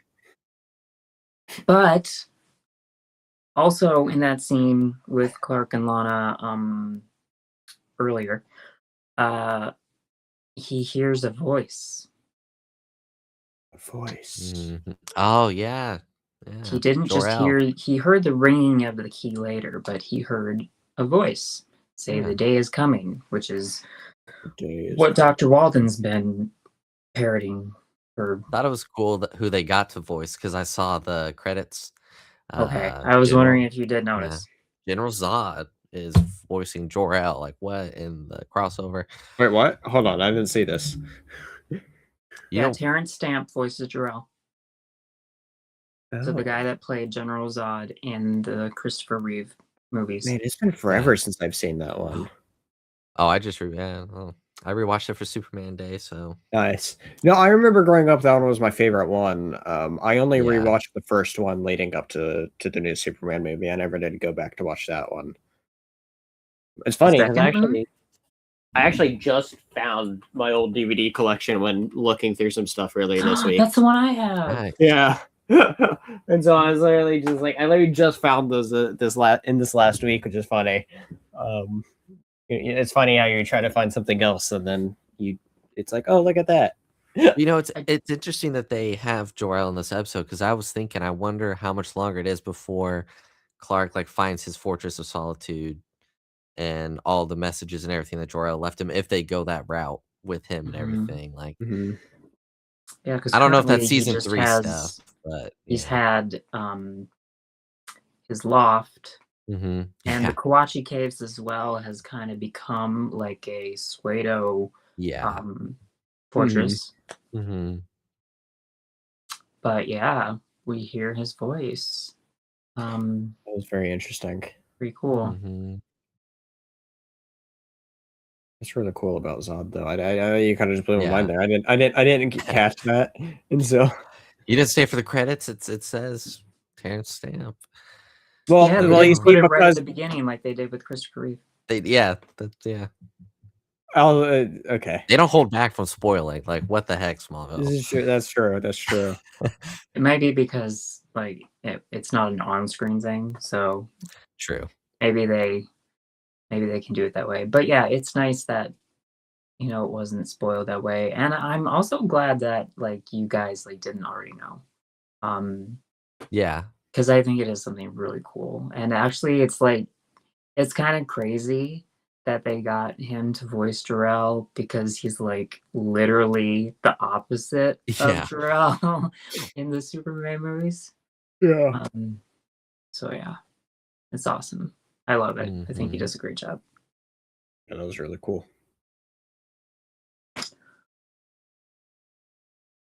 And then we have the crazy person knowing it too. Crazy person. Oh, I love how Lex tries to because Lex mentions that Dr. Walden he knows the language and he's asking Clark, like trying to get Clark to slip up, and Clark is like, I don't know. And Yeah. he's like, yeah. He's like he keeps giving Clark the chance to like, oops, because You're right. even It is like Lionel, he's playing it like he wants him Yeah. to like slip. yeah. Yeah. Or And even just give him Lionel a tries chance that to tell the later. truth. Yeah. I think that's ultimately what his goal is to make Clark admit it without him forcing it out of him. Mm-hmm. But Yeah, we'll see if that works. Because even Lionel does it later in the episode in the cave. He's like, "These rearranged, didn't they?" And Clark is like, It's all I don't know." it's Yeah, all that's Kawachi to good. me. That's Yeah. what he said. Yeah.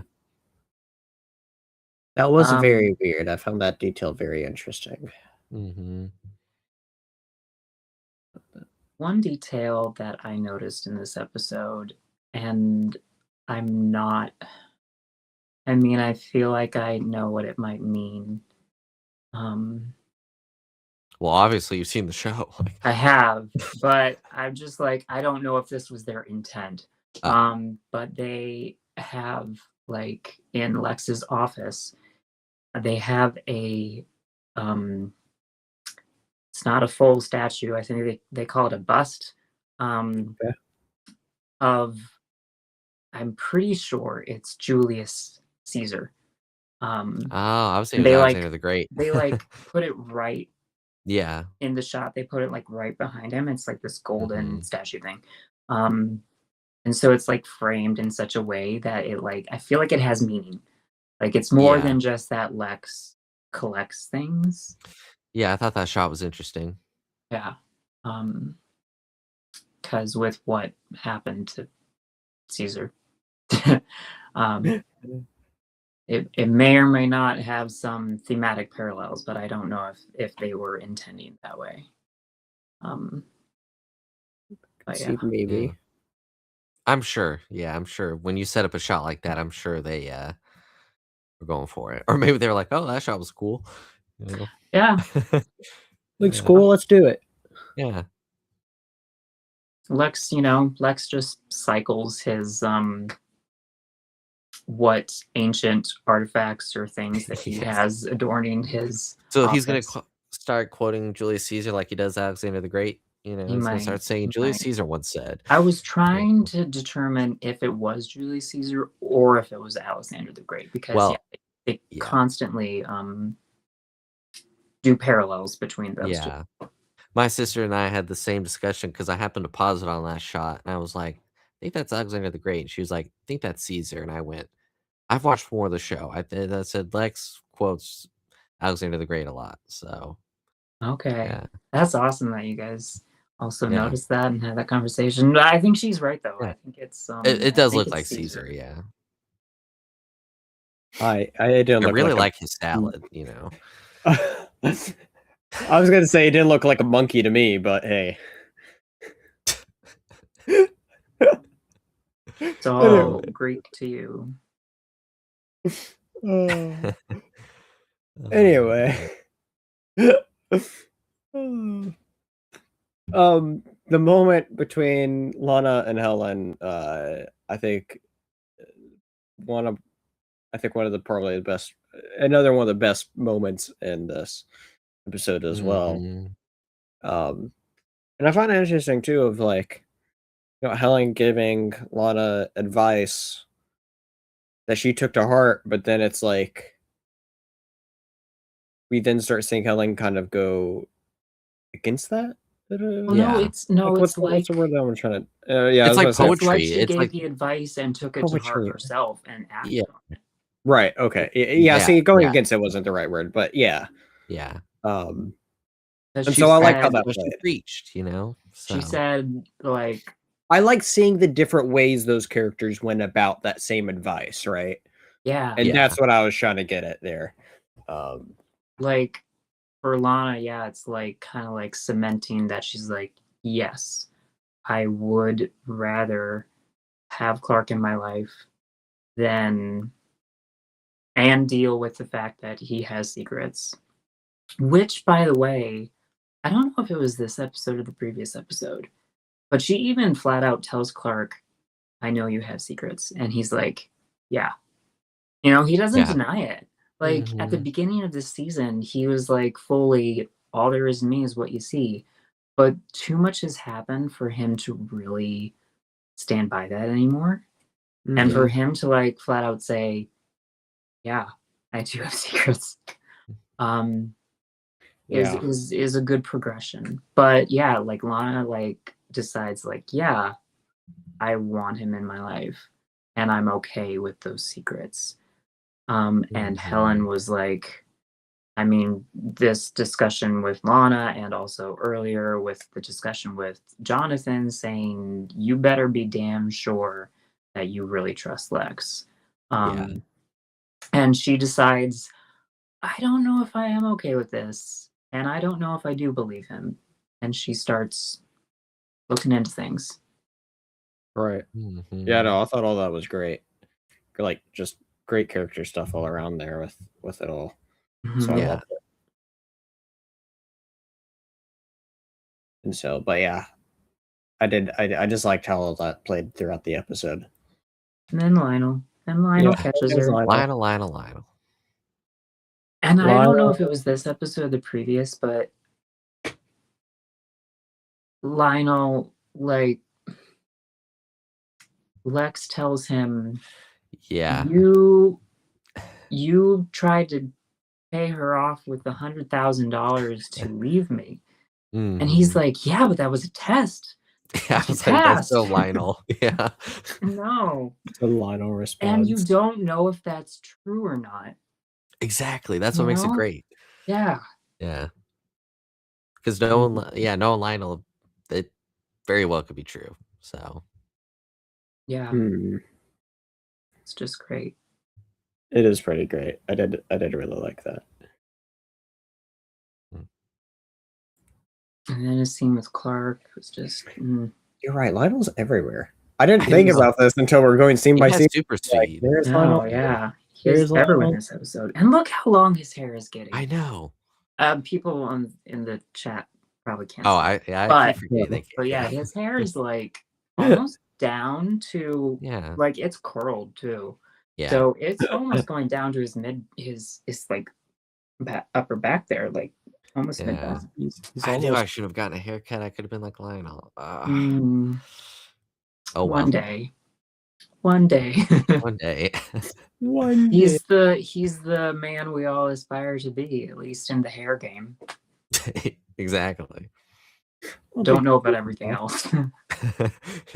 That's a good test on someone. How would you want to be as Lionel? Like his hair, as a businessman, father.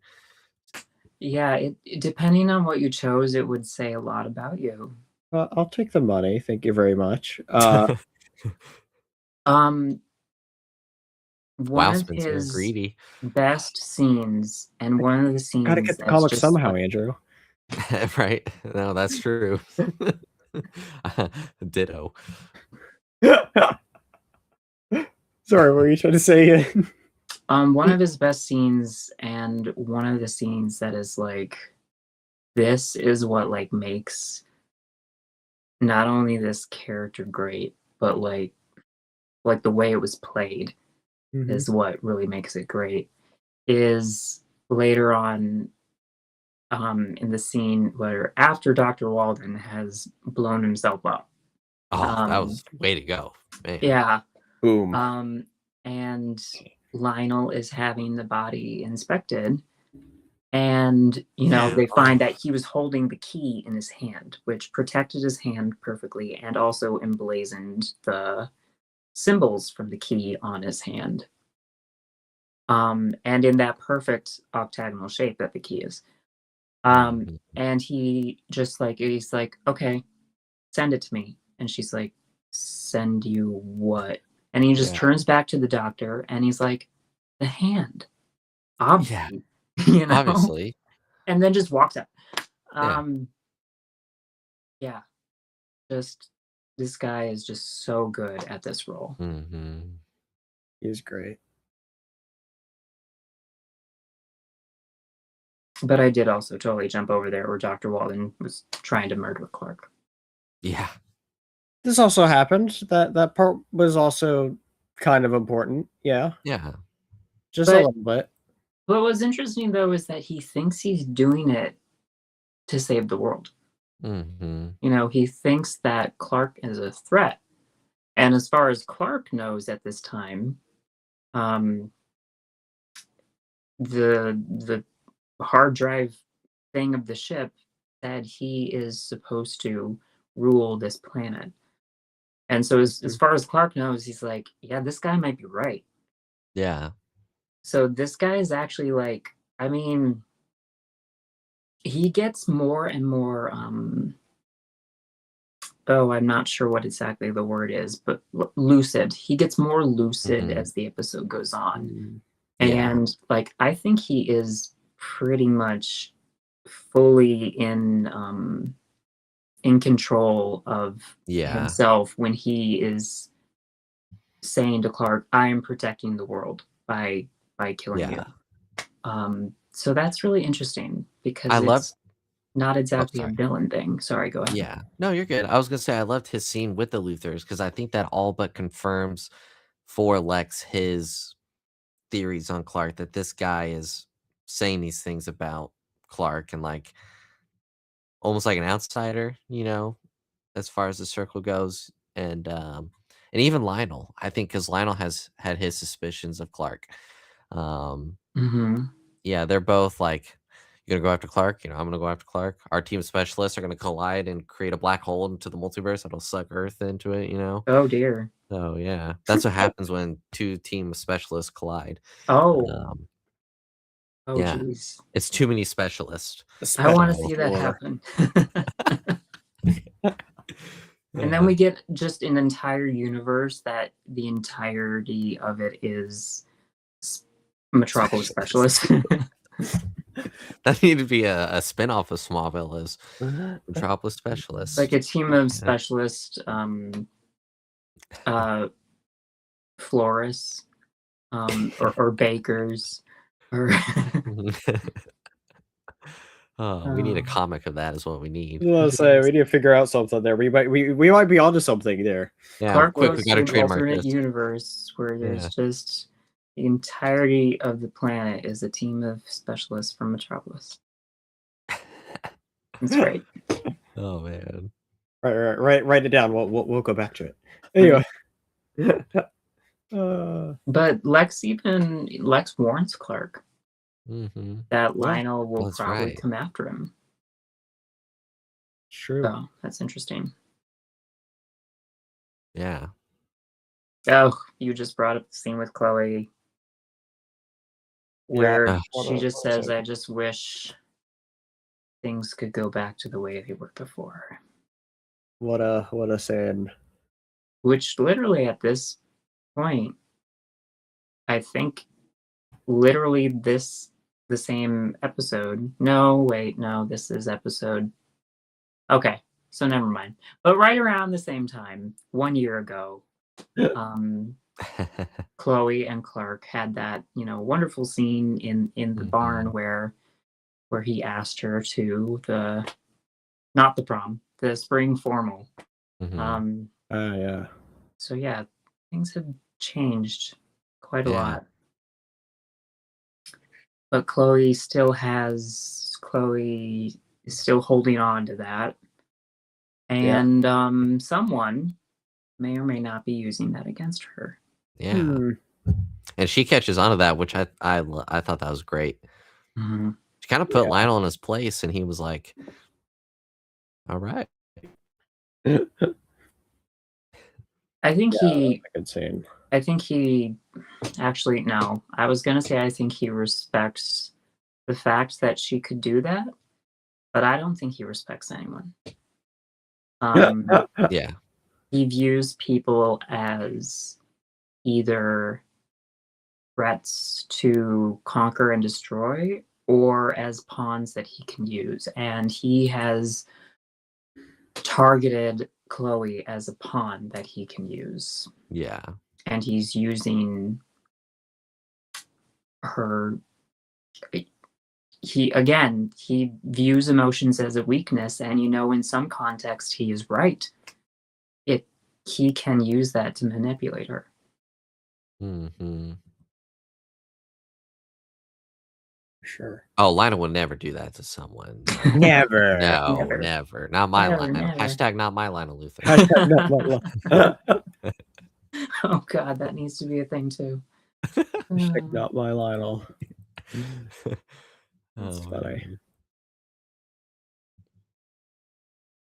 Yeah, the actual speech Clark gave was. I mean, we already talked. Yeah, I thought it was good. I know why he. Yeah, it was definitely right towards Lana, but yeah, it was still good though. Yeah, it was still good. Then there's the breakup right after.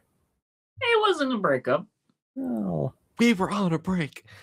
It Oh, she was. very clearly left. It was. I mean, it was good. It was like a culmination of her having these doubts, Yeah. which people could call it cold feet, but you know, when you're getting with the Luther, there's a lot of baggage to deal with. Yeah, I was gonna say. True. And I like that she confronted him. Mm-hmm. But one of the most interesting things here, and Lex has done this before. I don't remember the exact example, but I know he's done it before. Okay. Is that she, says, "Did you do this? Did you steal from my office?" And his response is, "If you really think I'm capable of doing that, maybe you should rethink marrying me." Yeah. And then she leaves. But he doesn't answer. That's not an answer. Mhm. That's not a Exactly. denial. Yeah. And it's almost like, see, this is the thing about Lex, is that you don't know how much of his like subconscious is like in control. And what I mean by this is that, is he here literally telling her, you should rethink marrying me? Like he knows what he's done, Yeah. and he knows that he may not be able to be trusted. And so maybe he's like giving her a warning to say, maybe you should leave me, because maybe I don't deserve someone to be with me because, of these things. Because I think he does a lot to convince himself that he is doing the right thing. But I think a part of him definitely knows that he's not. Yeah. That's a pretty good way to put it. Mm-hmm. It got revealed that it really was him. Mm-hmm. Stole the blood. How dare he? Yeah. Really did think it was Jonathan. I know. I was shocked. So surprised. Hashtag not my Jonathan Kents. Oh. I mean, we suspected of a murder a few episodes ago. That is true. I love the reveal that, he has the blood. Yeah. But she leaves Yeah. into the hallway, and he like gives 5 seconds before he Yes. goes to his secret little vault in the wall. Yeah, what if she turned Right. around and was like, I Lex, I'm know. sorry. She's like, "Oh, I forgot my purse." I forgot my $100,000 that Lionel promised me if I left you. Yeah. Is that, can she still cash in on that? That is a good question. Maybe like, you don't remember. Lionel's like, "No, that coupon expired." It expired with the ring, yeah. Yeah. And she's like, can I trade in? That ring's probably expensive. I don't know if we've actually seen. Did we see a ring? Because I missed the episode where he proposed. I thought we did. I think we did. Yeah. Okay. I want to say we did. Yeah. All right. Then it's probably it's a ring that is at least as expensive as Lionel's pants. It was not something he picked up at Walmart, No. That'd be funny though. Yeah. Oh man. And Chloe, you just gotta move on. Like, come on. Yeah. She's doing it to herself at this point. I know. Why are you here? Well, I think she was coming to. That's what I was wondering too. And then I thought, oh, she's coming to talk to Clark about Lionel. Possibly. Potentially, yeah, with the piece. I didn't think about that. Yeah, maybe. Yeah. You know what I did think though about Chloe Um,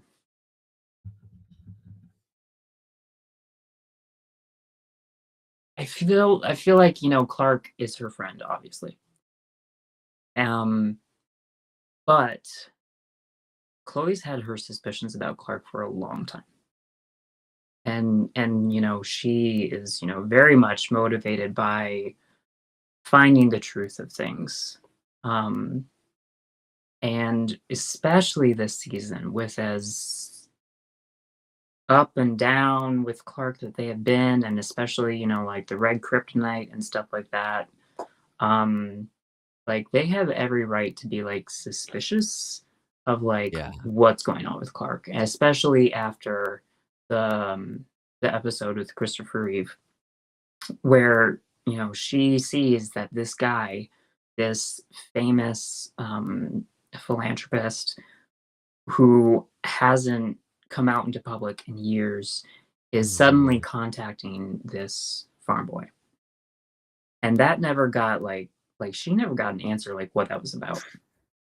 That's true. So, and with Lionel being like interested in him, like I know like she wants to protect Clark and protect their friendship and stuff, and in like there's the teenage romance aspect getting in the way, but I think even more of a propeller for her to possibly go through with this and do what Lionel wants would be easily be able to be based off of all that other stuff. Yeah. Mm-hmm. Yeah.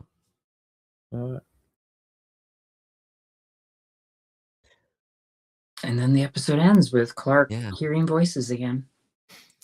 It's all in his to the head. light, to the light. Just I touch the see the light. He goes down there and it's just like Martha had just like moved a bunch of Halloween decorations down there. Yeah. And it's just a bunch of jack-o'-lanterns. Halloween time already? I didn't know that. Yeah, man. Well, we know she keeps a bunch of stuff down in that basement. Yeah. Not basement. What is it? Storm cellar. Such as what was it? Peaches or whatever before? Peaches. Keys to spaceships. The spaceship. Normal stuff. Normal stuff. Halloween decorations. I could see being put in there. Yeah. Yeah, I mean, I can't think of anything that doesn't go down there, so, you know. Right. Uh, Dr. Walden is probably down there. You know, Lionel's hiding him there. Oh, God. And that's where he kept the hand. That's where the hand is kept, yeah. And then it just comes alive and just attacks Clark. Oh, that would freak me out. I'd have to be done with the show. I couldn't. I'd have to skip that episode. It's where Jonathan stores his blood sample that he stole. Yep. The list goes on and on. We could keep on. We could do this all No, night. you'd want to keep that chilled. The blood can't be room temperature. You'd want to keep it in the fridge. Otherwise, well, there's obviously a mini fridge down there. Oh, that's right. What am I thinking? Also it's like below ground, and so like that's like part of why like she like stores the peaches there is because that's it's like a natural refrigeration. That's true. Yeah. So maybe Lex should keep it there. Yes. You know. Yeah. He can rent a spot down there from him. You know. Yeah. And Jonathan will go, "We don't want your money." Like, like, can I rent a corner of your storm cellar, please? I can't tell you what. Yeah. Oh man. It may or may not also be something that you want, but right. I'm just gonna run some experiments. You know, I may have some specialists come out and test some things. What do you guys think is going to happen in the next episode? It's the last one of the season. Oh, I didn't. And think it's called about Exodus, so that's interesting. Mm-hmm. I don't remember the season 1 finale being called Genesis, so there's not a theme there, but season 1 finale was called Tempest. Yeah. And that episode featured a tornado. I do know I do know that the season 2 finale aired on what would have been my birthday of the year it came out, but obviously I wasn't born yet, so that's cool. Yeah. Nice. Yeah, Hmm. I haven't thought about this too much. We have and theories honestly, about the Storm yeah. Cellar, but not the finale. Yeah. You've lost me there. We have theories about Lionel's hair. The Well, important stuff, you know. we all know that Martha's Peaches down there is going to be the superstar of the finale, obviously. Yes, of course, it has to be because it's fruit. The whole theme has been which the fruit of the episode, and so Yeah. Peaches Right. has to We be. haven't done that. That's in a what Ian's been while. setting up. He's been You're right. teasing the Maybe finale. that's what I Yeah. was doing the whole time. Oh man. Oh my gosh. We're gonna have It's so Peaches, Dr. funny. Walden's hand going all over the place, Clark's blood. Is Wild there episode. like a fruit that you would consider duplicitous? Hmm. I don't know. Hmm. Questions of life. Yeah. Oh man. Okay. It's too late for these Superstars. deep questions, so Superstars. Just soup. What about cherries? Since they have the annoying pit in the middle, you We know. already did that. I mean, maybe it works better here. Well, maybe the previous one was maraschino cherries because they are completely different. So you're right. Exactly. you guys have lost me, so I don't know. Yeah. Okay. Hmm. I have my choice for this episode. Oh yeah, superstar. There you oh go. gosh. I think I have mine as well. Okay. Andrew. I'm considering. Y'all go ahead. That way I can think, and then. Okay, I'm going with Lionel. Because of his hair. Not just Dang it. Not just his hair. I feel like I said this earlier. I feel like Lionel was in more scenes this episode than anyone else. He basically shared a scene with everyone, and he was phenomenal in each of them. And he also was like every scene he was in control and was like manipulating events and people to suit whatever his plans are. Yeah. Like even the scene with like Dr. Walden where Lex is like Dr. Walden comes in and he's like, I figured it out, and Lex is like, cool, let's talk about this later.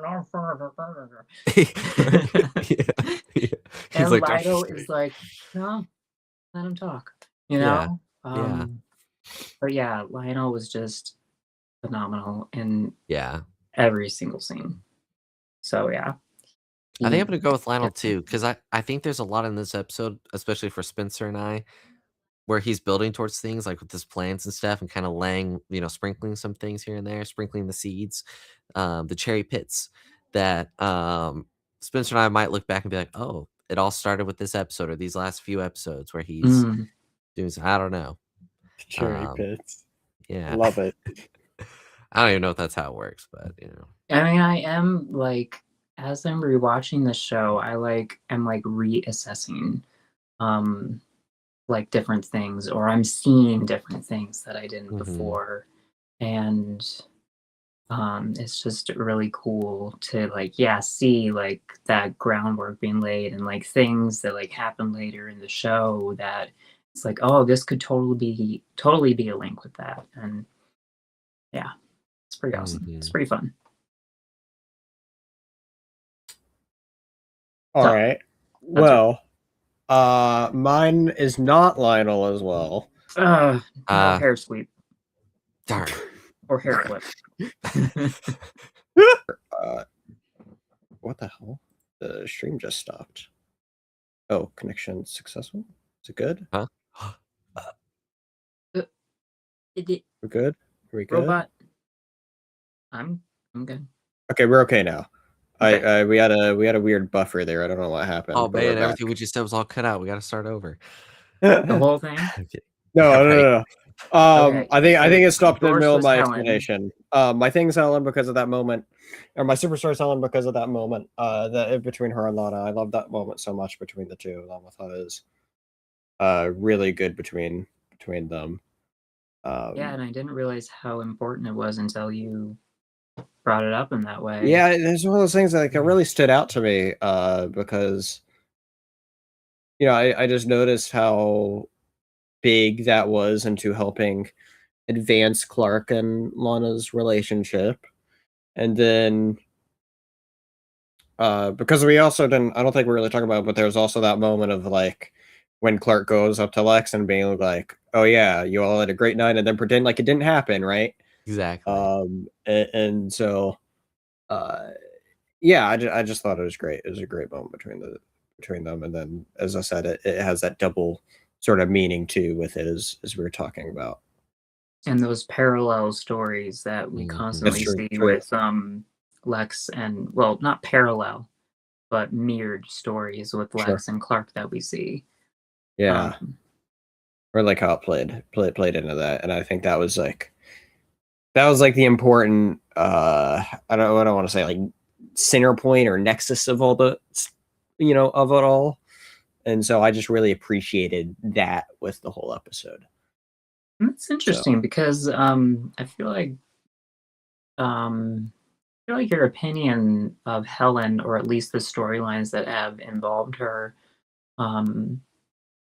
that I thought you were of the opinion that you weren't that much of a fan of them. But also I wasn't Never a for last character. week, so I don't know how that has I mean, evolved. never a character I'd say I've gravitated towards. I would say this episode is the most I've ever liked of her character. But I'll say that. I think she had a lot of great character moments. Or yeah, I would say she had a lot of great character moments this episode. I mean, genuinely, this episode I think it was just great all around with a lot of stuff that we Yeah. delved into. So I think they've also done a really good job of like slowly working her into this show. Starting off as just like meeting Lex at an anger management thing. Yeah. And How I it Met could've Your gone Mother, anywhere. And now they're set to be married, potentially. And yeah, she's had an interesting evolution on the show. I always really liked her, and it's been fun to rewatch that. Because yeah, I think she's a pretty awesome character. For sure. It's cool stuff. I think that wraps it up though. This has been a long episode. Lots of things have been happening, so it's like we'll make this wrap up quick. Make sure you hit that like and subscribe button, everyone. What is going on with you this week, Andrew? Yeah, there's nothing quick about my shameless plugs, which is funny with wanting to wrap it up quick because yeah. You have a lot. Yeah. Tomorrow night on Came in Focus, per God. Spencer and I's sort of recommendation. I wanted the shark one more, and then you were like, "Oh, I can't do the shark one." Yeah. We're discussing a mummy. And then you picked something worse. Yes. It's a movie called The Mummy Resurrected. 6% Rotten Tomatoes, 1.8 out of 10 on IMDb. So it's definitely one of the movies of all time. You guys specifically watch really poorly rated sometimes. movies? Yes. Is that always the plan? Not always. No. They mixes it up. Yeah, we rotate. Yeah. Okay. It just is that time. I think I'm sick tomorrow, actually. Yeah, I need to go to Metropolis. Supposed to be getting a flu Meet tomorrow. up with your team of specialists. Yeah, I got a meeting. That's what it is. Yeah, with a mummy. And then Monday night on MCU Monday, final episode of Daredevil Born Again Season 2. Oh, well, no, that'll come out Tuesday. We're reviewing episode 7 of wait, is it a 9-episode season though? I think it's 8. Maybe it is 9. I don't know. But we're reviewing season 2, episode 7, which was a great episode. I'm looking it up. It is only 8. I thought those 2 9 okay, that's right. The plan though. That's what they said a while ago, I thought. Well, it's also Marvel. It's also current Marvel we're talking about. Shows. Yeah. I had it stuck in my head It's this entire time. It was going to be 9 well, I hate to because break it to you. Tuesday is the final episode of the season, so but they're crap, I already gotta filming catch. season 3, so that's good. It Um, might be the last season, as it sounds. Probably, yeah. And then Thursday night, Cantina Happy Hour, we do have the last 2 episodes of Mall Shadow Lord season 1. Oh, It's so good. And we're it's a getting a great season show. 2 of that, so that's nice. They don't have to rush this story that they've been building up. So, You know, I yeah. had the thought with that since Mhm.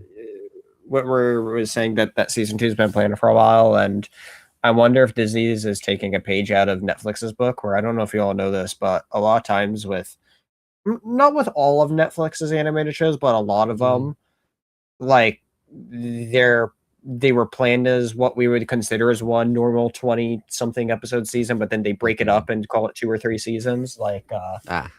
they've done it with a couple. The what first ones that come to mind that I know they did it with is like there's a Sonic show. Hmm. Sonic.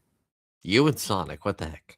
I know. Okay, that was a better one to first pull out. But like I know they did that with Sonic because there's a 3 episode show. Sorry, 3 season show that was like 8 episodes each, and then they did the same thing with the Cuphead show. And so Hmm. like they split up these small things that was normally just one big season, but they break it up that way. Ah. And so, point is I wouldn't be surprised if they're like, well, maybe this is meant to be like one bigger 20 episode season, and it's the first half, second half that we're getting. Makes sense, yeah. I can see that with the way they've been telling the story. So, So, Mhm. and they were quick to announce the other season. Although I think they yes. also were with Bad Batch. Like they knew how long Yeah, they wanted all those to go for. which is good. It seems like the animation side knows when they're focused on animated show what they're doing with it. It seems like Mhm. so. I mean, But part yeah, of it, I think, is they do have to plan it a lot further in advance because animation can take forever. true. Especially Yeah. their animation I where was gonna say there's they always up the bar on themselves in some way. So, you know, this has that great Clone Wars style, but then they have an extra layer over it, which just makes it oh, it's look so good. I amazing. keep thinking it's live action, it's so good. Yeah, it's Hmm. amazing. Yeah, there's certainly some shots here and there where it's like you can certainly forget that it's animated because it's so amazing. Yeah. So, but yeah, it's a great show. I can't wait for more of it. And then let's see here, what do I have going on? I don't have too much. I was literally just thinking about it today or yesterday that I was like, I should have planned something to actually drop on May the 4th. I did have something like a bigger idea that I didn't want it to conflict too much with my final, so I didn't do anything. So there's just nothing coming out Star Wars wise for May the 4th. I know. Hold on, you're doing a Marvel show on May the 4th. Well, that's not our fault. Oh. Our fault. Actually, I am going to be playing in a Star Wars tabletop game on May the 4th, which I'm looking forward to. A one shot where I'm going to be playing as a force wielding Ewok monk. Think Chirrut from. Huh? Yeah. It's just like the idea is do whatever you want. So I'm like, okay, I want to be like Chirrut from Rogue One, but it's an Ewok. All right. I know, doesn't it sound great? So that's what I'm doing. All righty. Okay, I gotta check that out. Spencer, Yeah.